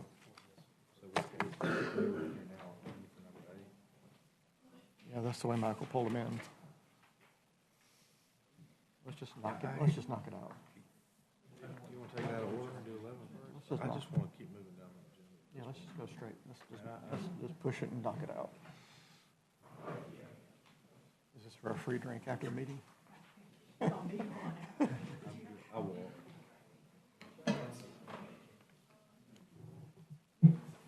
This is actually Mark Collins, but I guess it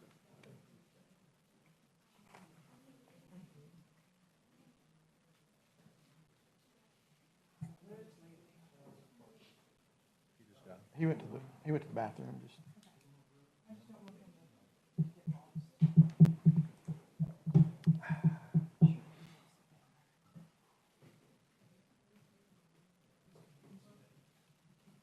So, three.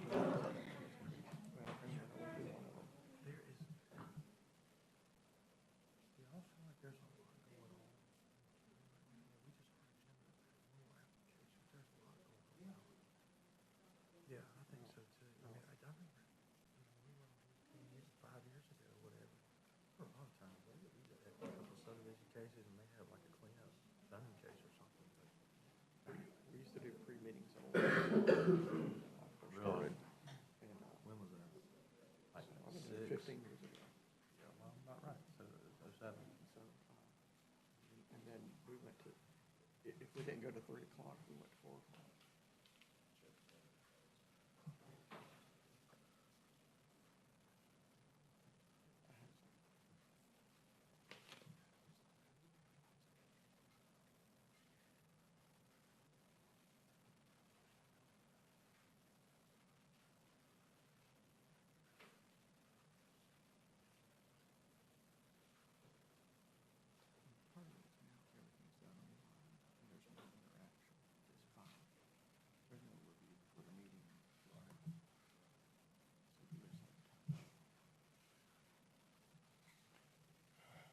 We're still waiting on Heather and Markland. Yeah, I know everybody needed a break, but I was hoping it would be rather short. Andrew, if you wouldn't mind trying to round everybody up, please.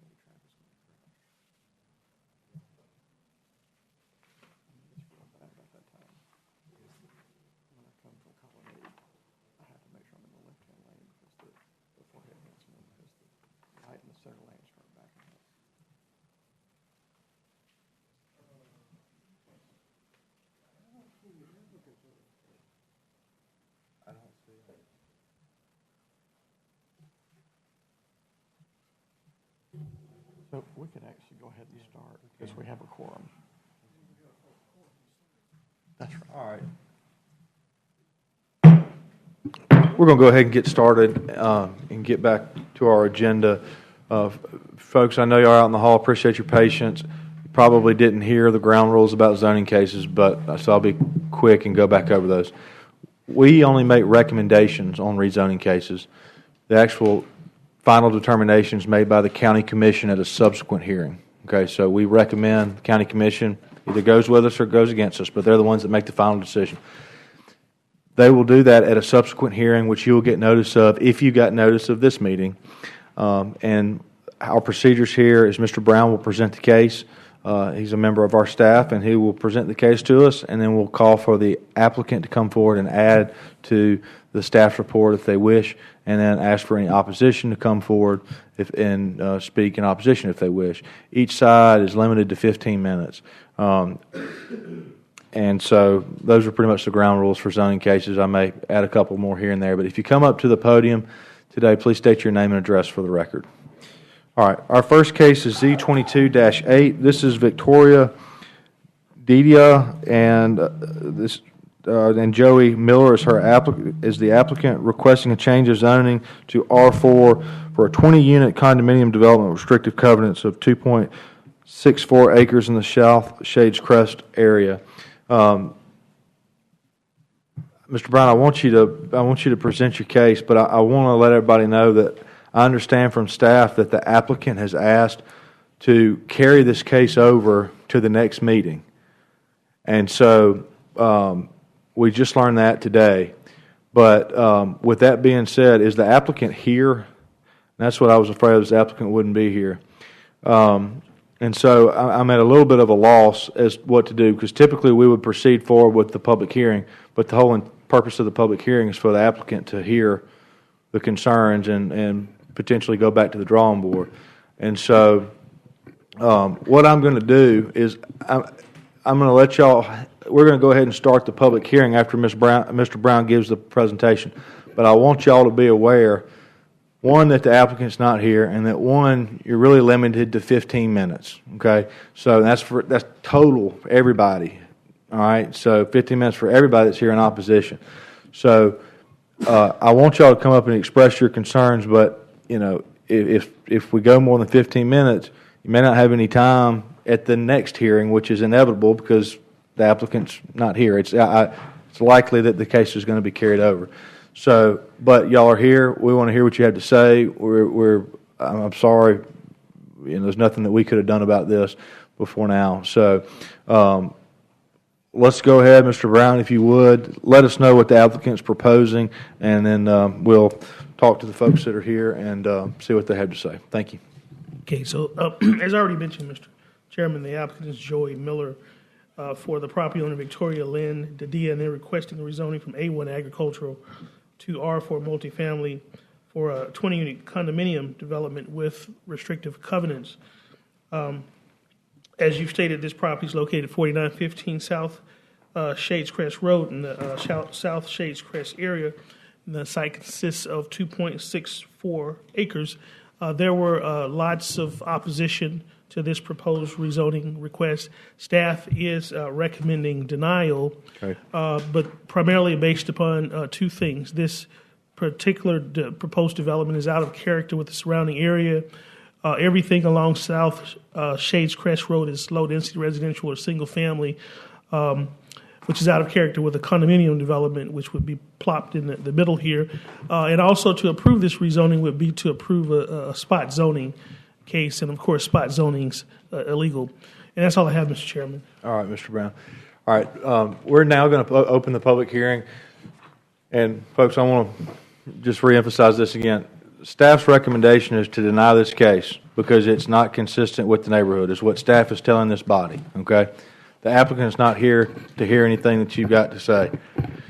Y'all are more than welcome to come up right now and express your opposition, but, you know, I'm not going to say it falls on deaf ears because, you know, that's not the case. We're listening to you, but the applicant's not here to hear your concerns, and it sounds like they have asked to carry it over, probably because they see the writing on the wall.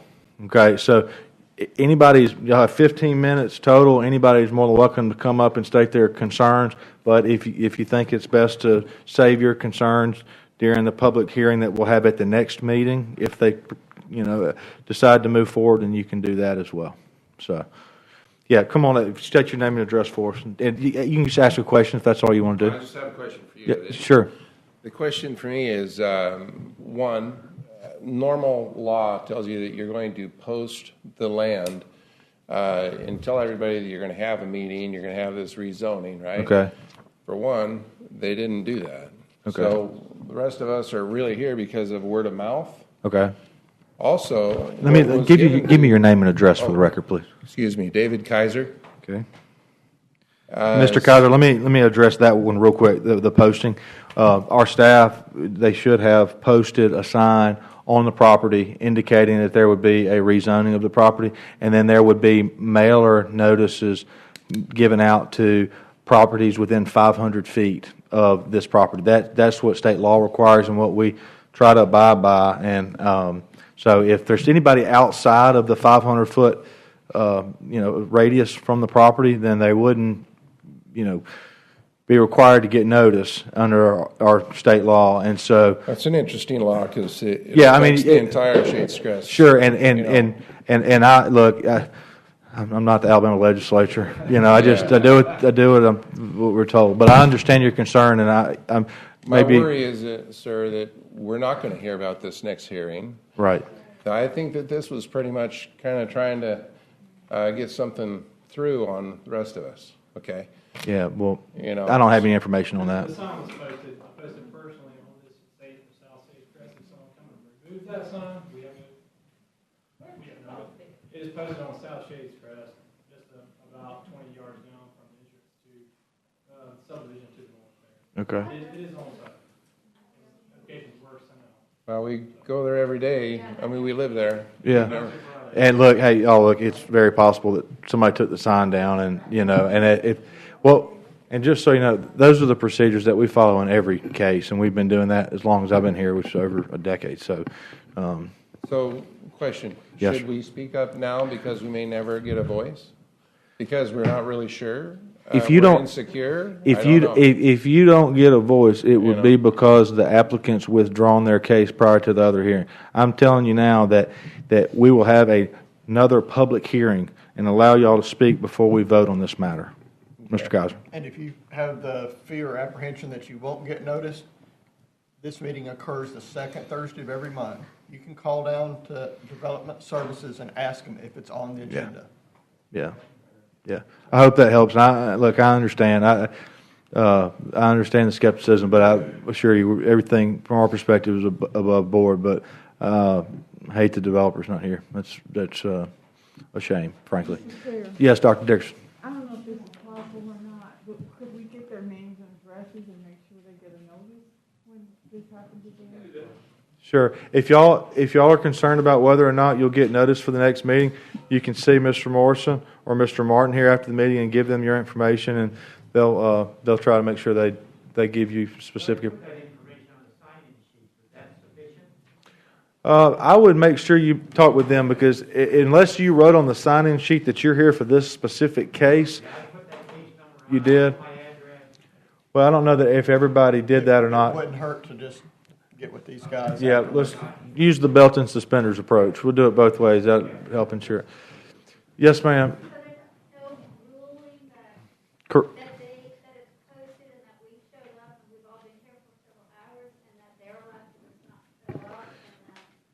It is definitely.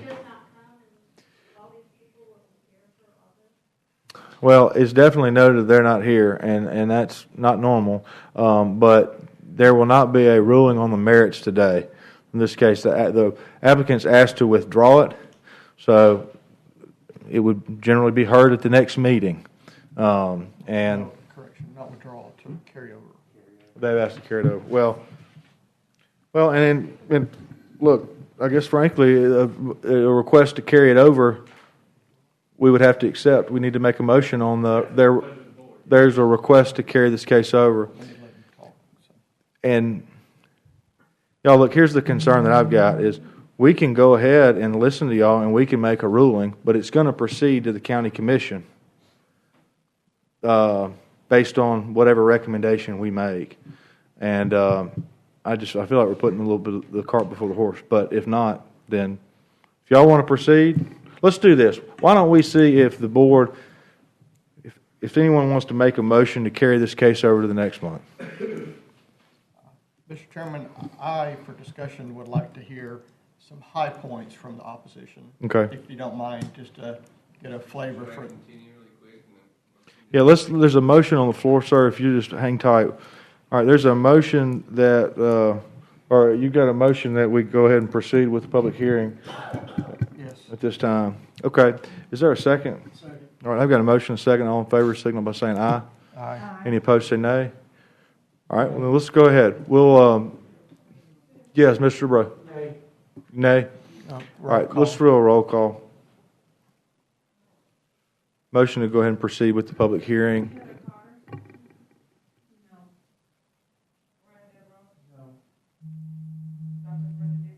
Yes. No. Yes. No.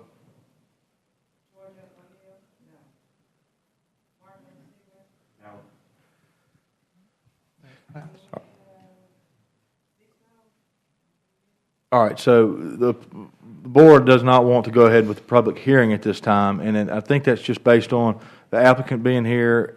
You know, we want to make a informed recommendation to the county commission based on y'all's input and really knowing what the applicant wants to do. Okay, and I think if we move forward with the public hearing, I don't know that we're going to have productive, meaningful conversation about really what the applicants want to do and what y'all's opposition is for it. Because it sounds like they're trying to change their plans. That's typically what happens when somebody withdraws a case. Okay, so yes, ma'am. If you'll state your name and address for us. Hi, my name is Ellen Kaiser. 110 Sterling Lakes Drive is where we live. I live within 500 feet of the said property. We did not have. There was no notification posted on that property, and I can attest to that because I do all the public volunteer garbage alongside the road from Morgan Road all the way up past Shades Crest, past the property that's being proposed for the condominium. I've done the 3 mile on both sides of the road, very steep, and there has been no notification to any of us as residents, and that is why David Kaiser stated that we are here via word of mouth. Yeah. Well, then, if there was an issue with the notice, that's all the more reason to carry this case over and not proceed with the public hearing at this time until proper notice has been given. So, thank you. Yeah. Mr. Chairman, I just want to point out one quick thing. If you give me just a second here. I think part of the problem, I can't be 100% certain, but most of those residents along Sterling Lakes Way in Saddlewood, they're in Helena. They're not in unincorporated Jefferson County, so it may be for that reason they didn't receive adjoining property owner notice. Yeah, but sir, he said that he posted the sign on the property, and all of us drive by that road, and I personally been on foot cleaning the garbage. There has been no sign posted. Well, we need to make sure then we'll double check on posting, and like I said, if we posted it,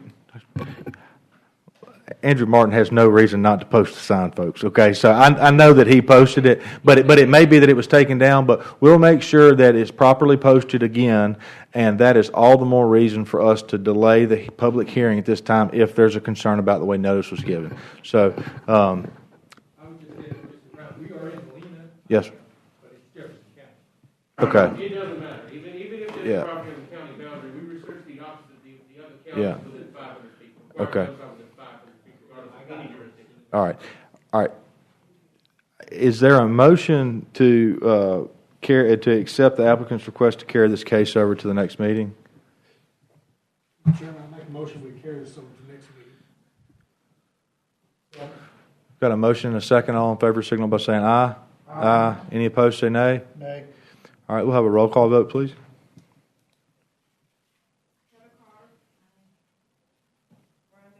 Aye. Aye. Nay. Aye.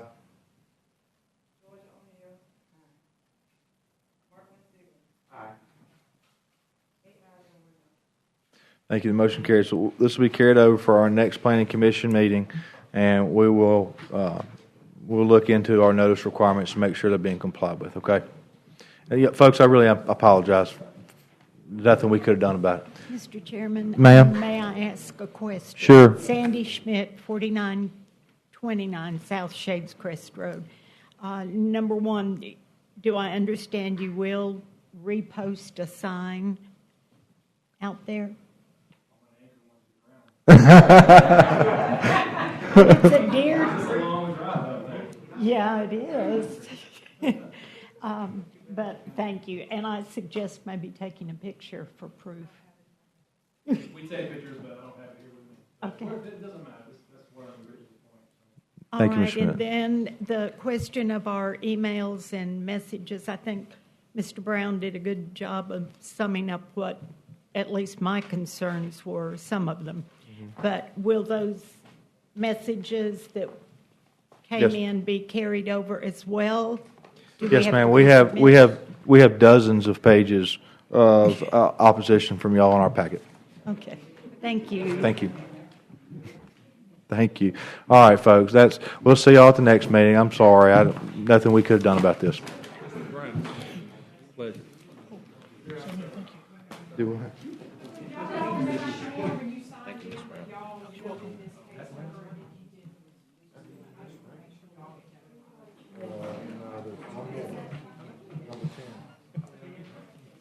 All right.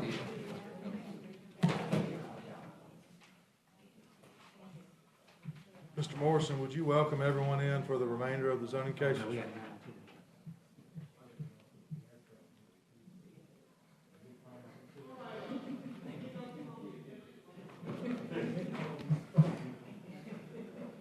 Hey. Pictures that we have, I always put a picture for the rest of from like now. Oh, we got lunch. We're going to have supper tonight. I know. Okay. And the picture. Okay. And that way we can have a shadow. I know Andrew takes one, whoever posts it when you go out. Yes. We just have to make sure that's the one we put in the staff report. Okay. On the board. And that way we can just scroll down and say, hey, there's the sign. Okay. Got it. All right. I'm glad I brought my water with me. Or moonshine, whichever it is.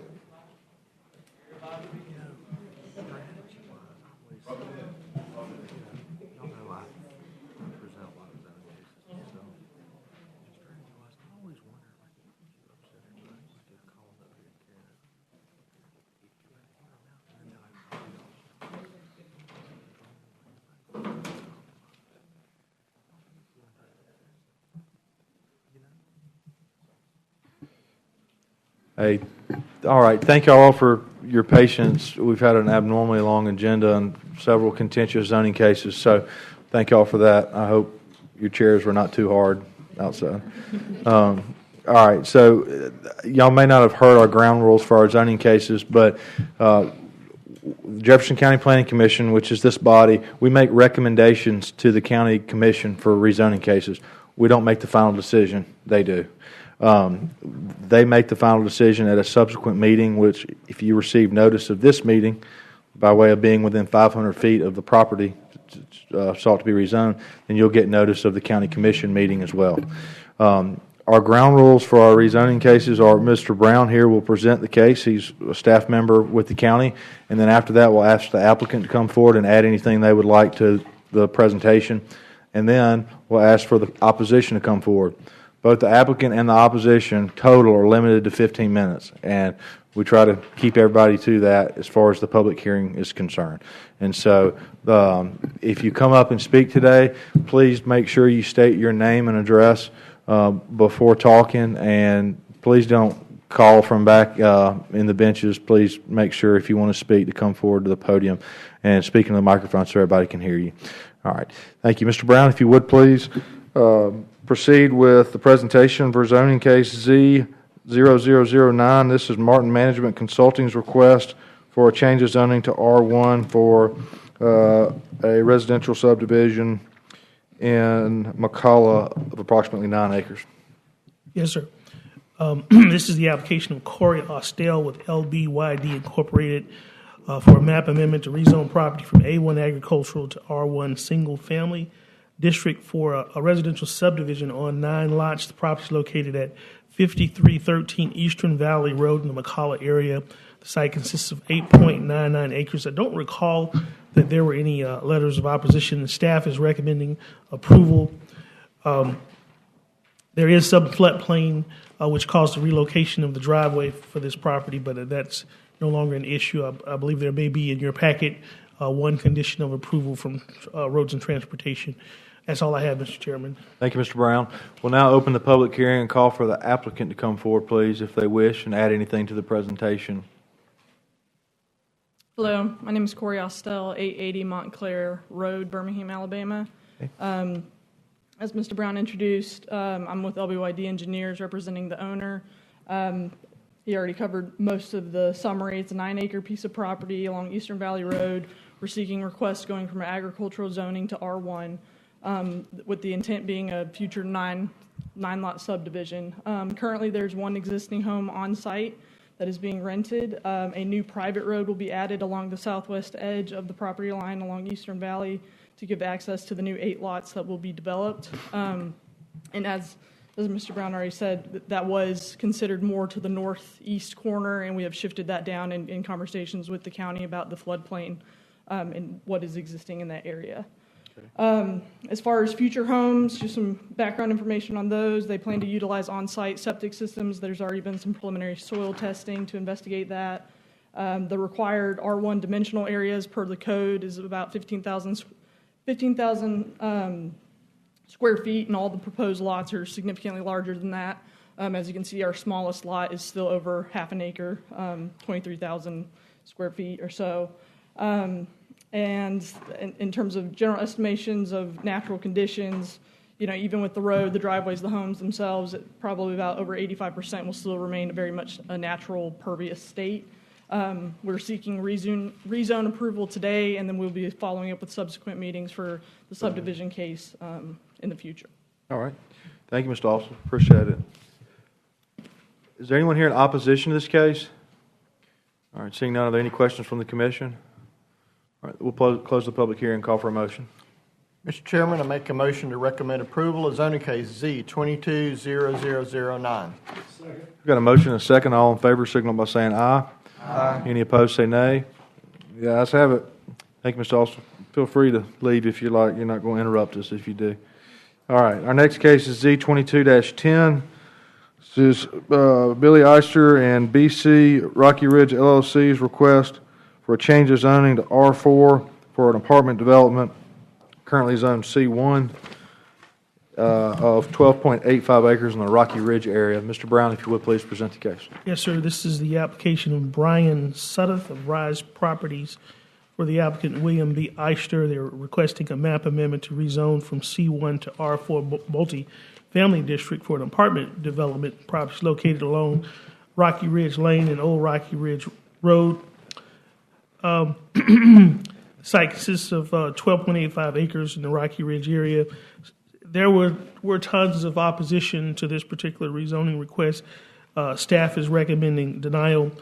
The primary reason we're recommending denial of this case is because it's not consistent with the county's long-range future land use plan, which identifies this property for office uses and not multifamily uses. That's all I have, Mr. Chairman. Thank you, Mr. Brown. We'll now open the public hearing and ask if the applicant would like to come forward and add anything to staff's presentation. Please do so now. All right, and then we'll call for anyone here. Well, is the applicant here by chance? All right. Well, Are you talking about homeowners in opposition or the builder? well, I was asking about the developer and the applicant who called this party. I was wanting to see if they were here, but it doesn't look like they are. And we hadn't heard anything about them requesting to carry it over or anything like that? No. All right. Do we want to, I'll tell you what, we're going to go ahead and proceed with the public hearing. And so if there's anyone here in opposition to this case, please feel free to come forward. And folks, bear in mind, in case you didn't hear this really clearly, the staff has recommended this case be denied because it's inconsistent with our comprehensive plan. So feel free to come up and state your opposition, but this is just something to bear in mind. Thank you. Thank you. I'm Nan Rux. I live at 1771 Charleston Way, 35216. Charleston Square is 78 homes, single family, and we actually collected 61 letters of opposition, and we know that's not an issue, but just the enormity of our concerns and our neighbors. We have two other neighborhoods represented here. Right, our only way out of the neighborhood is to go down Rocky Ridge Lane to the very intersection where all of this building is going. And that would add 265 homes trying to move in and out of that intersection. Rocky Ridge Lane is a very narrow road. There's little to no shoulder with ditches on the side. So with the volume of traffic it has right now, it's sometimes you have to move carefully. So we feel like this would bring so much traffic that it would be a real danger to the neighborhood. Many of our homeowners are elderly. We quite frequently have the need for emergency vehicles to come in and out. So if this is further congested, it could put these homeowners in a critical health situation.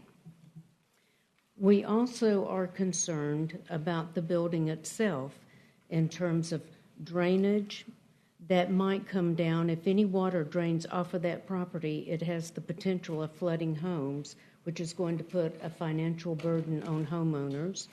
If they have to grade and prepare that area by blasting, that could damage our homes.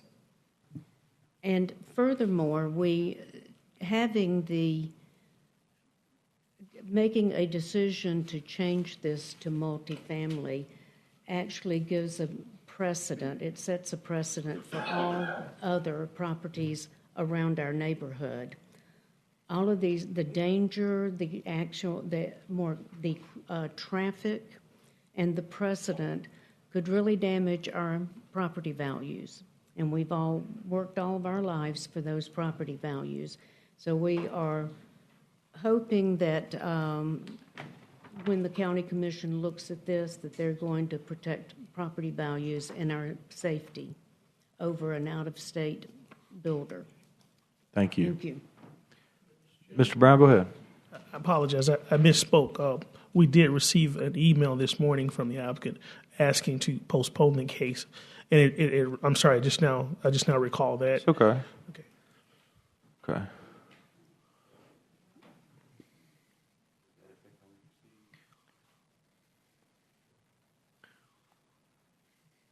Well,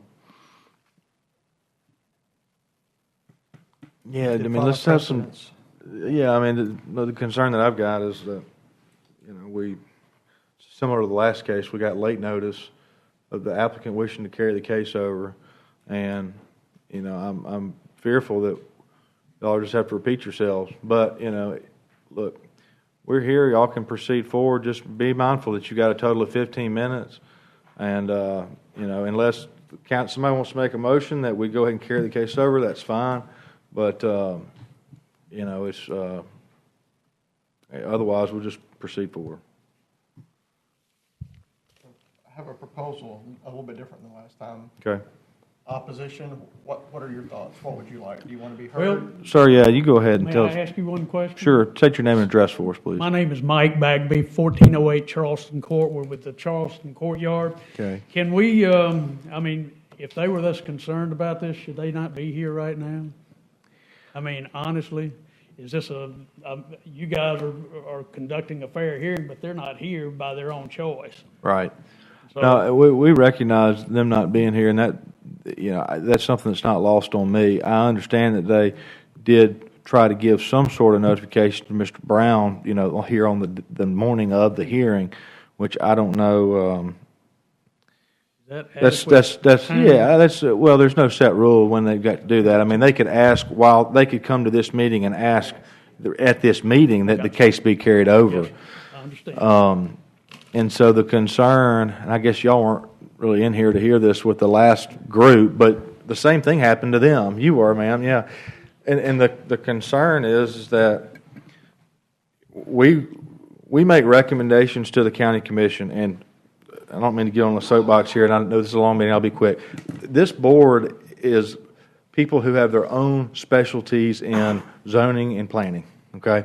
The county commission, they handle taxes, personnel issues, all that stuff. We don't have to focus on all that. We look at the planning and zoning issues. And I think that the recommendations we make carry great weight with the planning commission because we all are to a degree specialized in this area. And so I like for there to be healthy discussion at this level before it goes to the county commission, and I think they want that too. And so if we proceed further today with the public hearing without the applicant even being able to hear the concerns and potentially downsize their development, change from apartments to garden homes or townhomes or something like that, if they're not here to hear all that, it just seems like a waste of time, frankly, because that's the whole purpose of having these public meetings is for everybody to hear the dialogue. And so, me personally, I would rather everybody be here. And before I'm sorry. No, I mean, before we proceeded forward with the full-blown public hearing, I would rather the applicant be here, personally. He should be here. He should be, and he's not, and that's not anybody's fault but their own. That's right. But still, without them being here to hear y'all out, we run the risk of having to go through the same process again. But if he were here and we weren't, would we get the same consideration? Yeah. I mean, that's a good point. I hear you. I mean,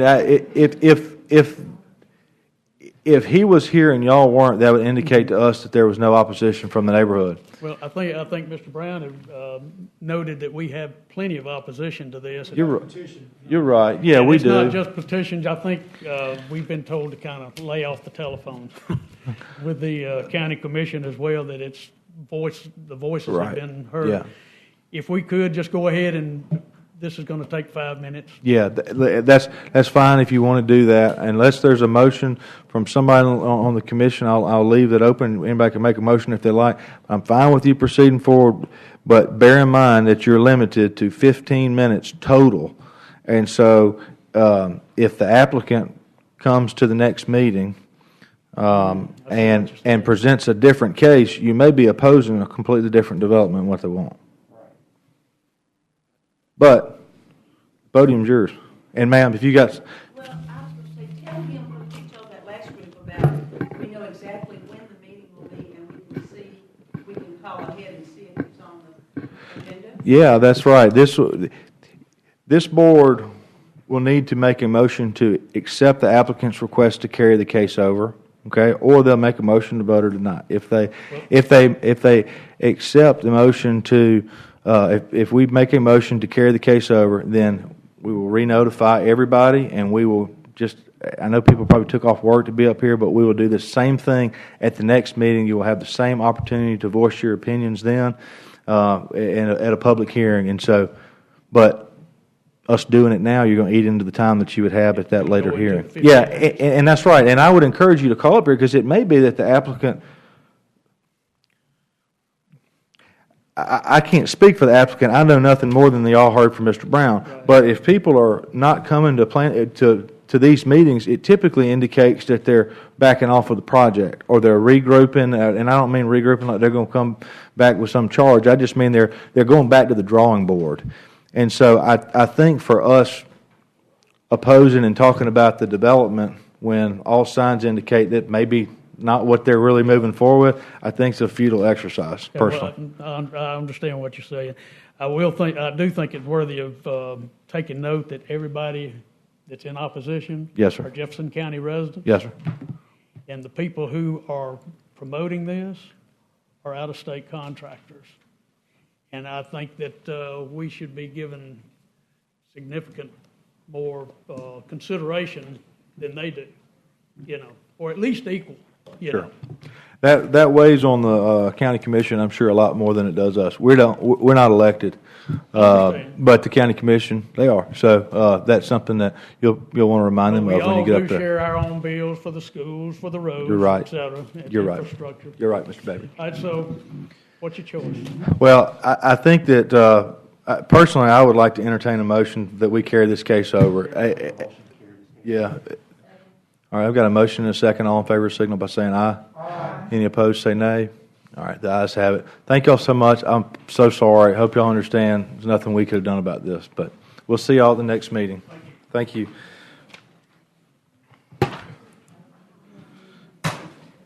All right, our last zoning case is Z22-11, Red Mountain Greenway and Recreational Area Commission's request for a change of zoning to institutional 1 for compliance and a park expansion, 89.19 acres in the Red Mountain Park area.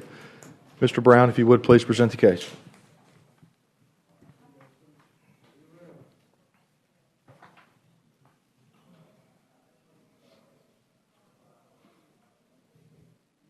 Okay, I'm sorry. No problem.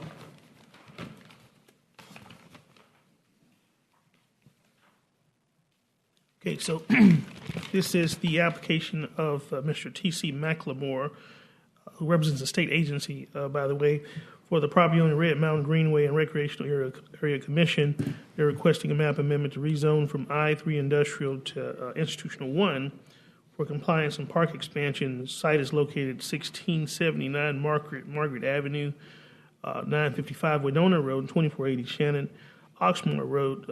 This is in the Red Mountain Park area. The site consists of 89.19 acres, and the proposed use, this would be mountain biking trails.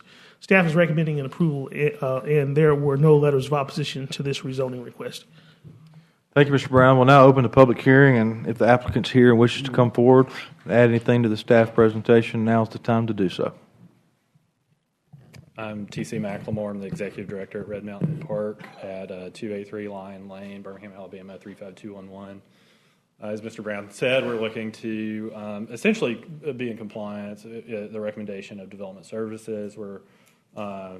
We've inherited the zoning that we acquired the land with at I-3. That land has been dormant since we acquired it in 2007, and then we've added some parcels in subsequent years. But essentially, it's just been dormant, so we've retained that zoning of I-3. Now that we're looking to partner with a third-party concessionaire to develop that land for mountain bike trails, we're wanting to get it rezoned so that the third party can pursue appropriate permitting.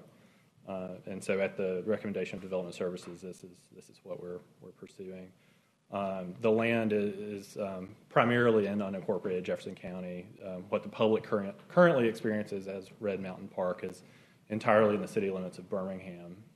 And so this is really the first time we've been in front of this body or the county commission. Okay.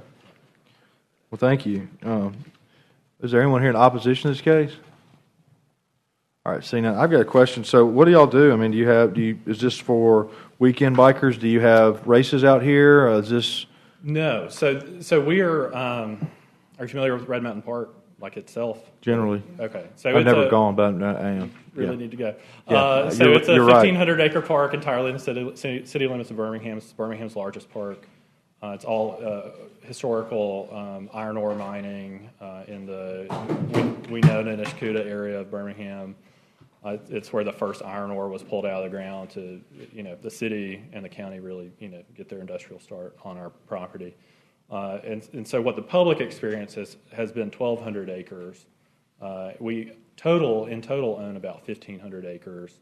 And we've looked at ways to activate and, frankly, monetize our adjacent acreage. That is, if you look at a map, I don't think that's it, but basically to the southwest of Venice Road and then to the northeast of Portofino Drive, that is the essential boundary that we're talking about of Ridgeline. And so we issued a public bid for a third-party outdoor recreation operator.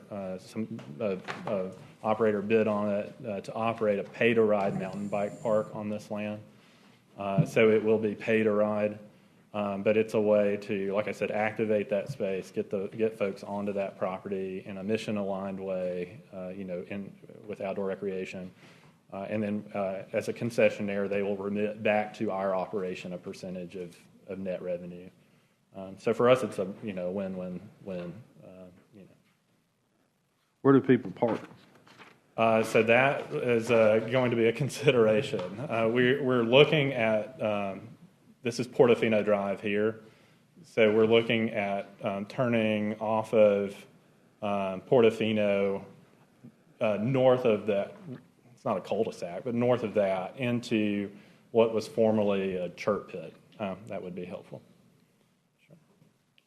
So Portofino comes up through here. Mm-hmm. Here's the cul-de-sac. So we'd be looking to turn into the property right here. Previously, for maintenance purposes, just internally, we've accessed the property through this easement road here. But in talking with folks at Alabama Power, that's not tenable for public use. Right. So we would be looking to enter the property here. What are you going to do about, Mr. DeBro's going to ask you about sanitation. You going to have a restroom out there? So in the short term, unlikely. So it would likely mirror what the public experience is at Red Mountain Park, in that we have portalettes, and that's the limitation of that are serviced 3 times a week. Okay. All right. Well, from a land use perspective, I think you've answered all my questions. I know that there's probably some things. Mr. DeBro, do you have anything?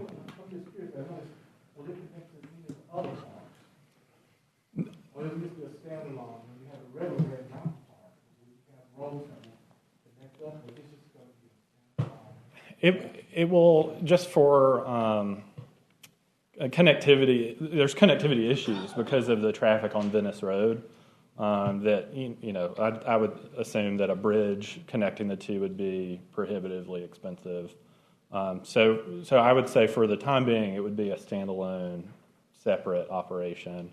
Like I said, turning off Portofino, which is toward Bessemer, so it's a good bit of distance away from our current entrances in Oxmoor and Winona.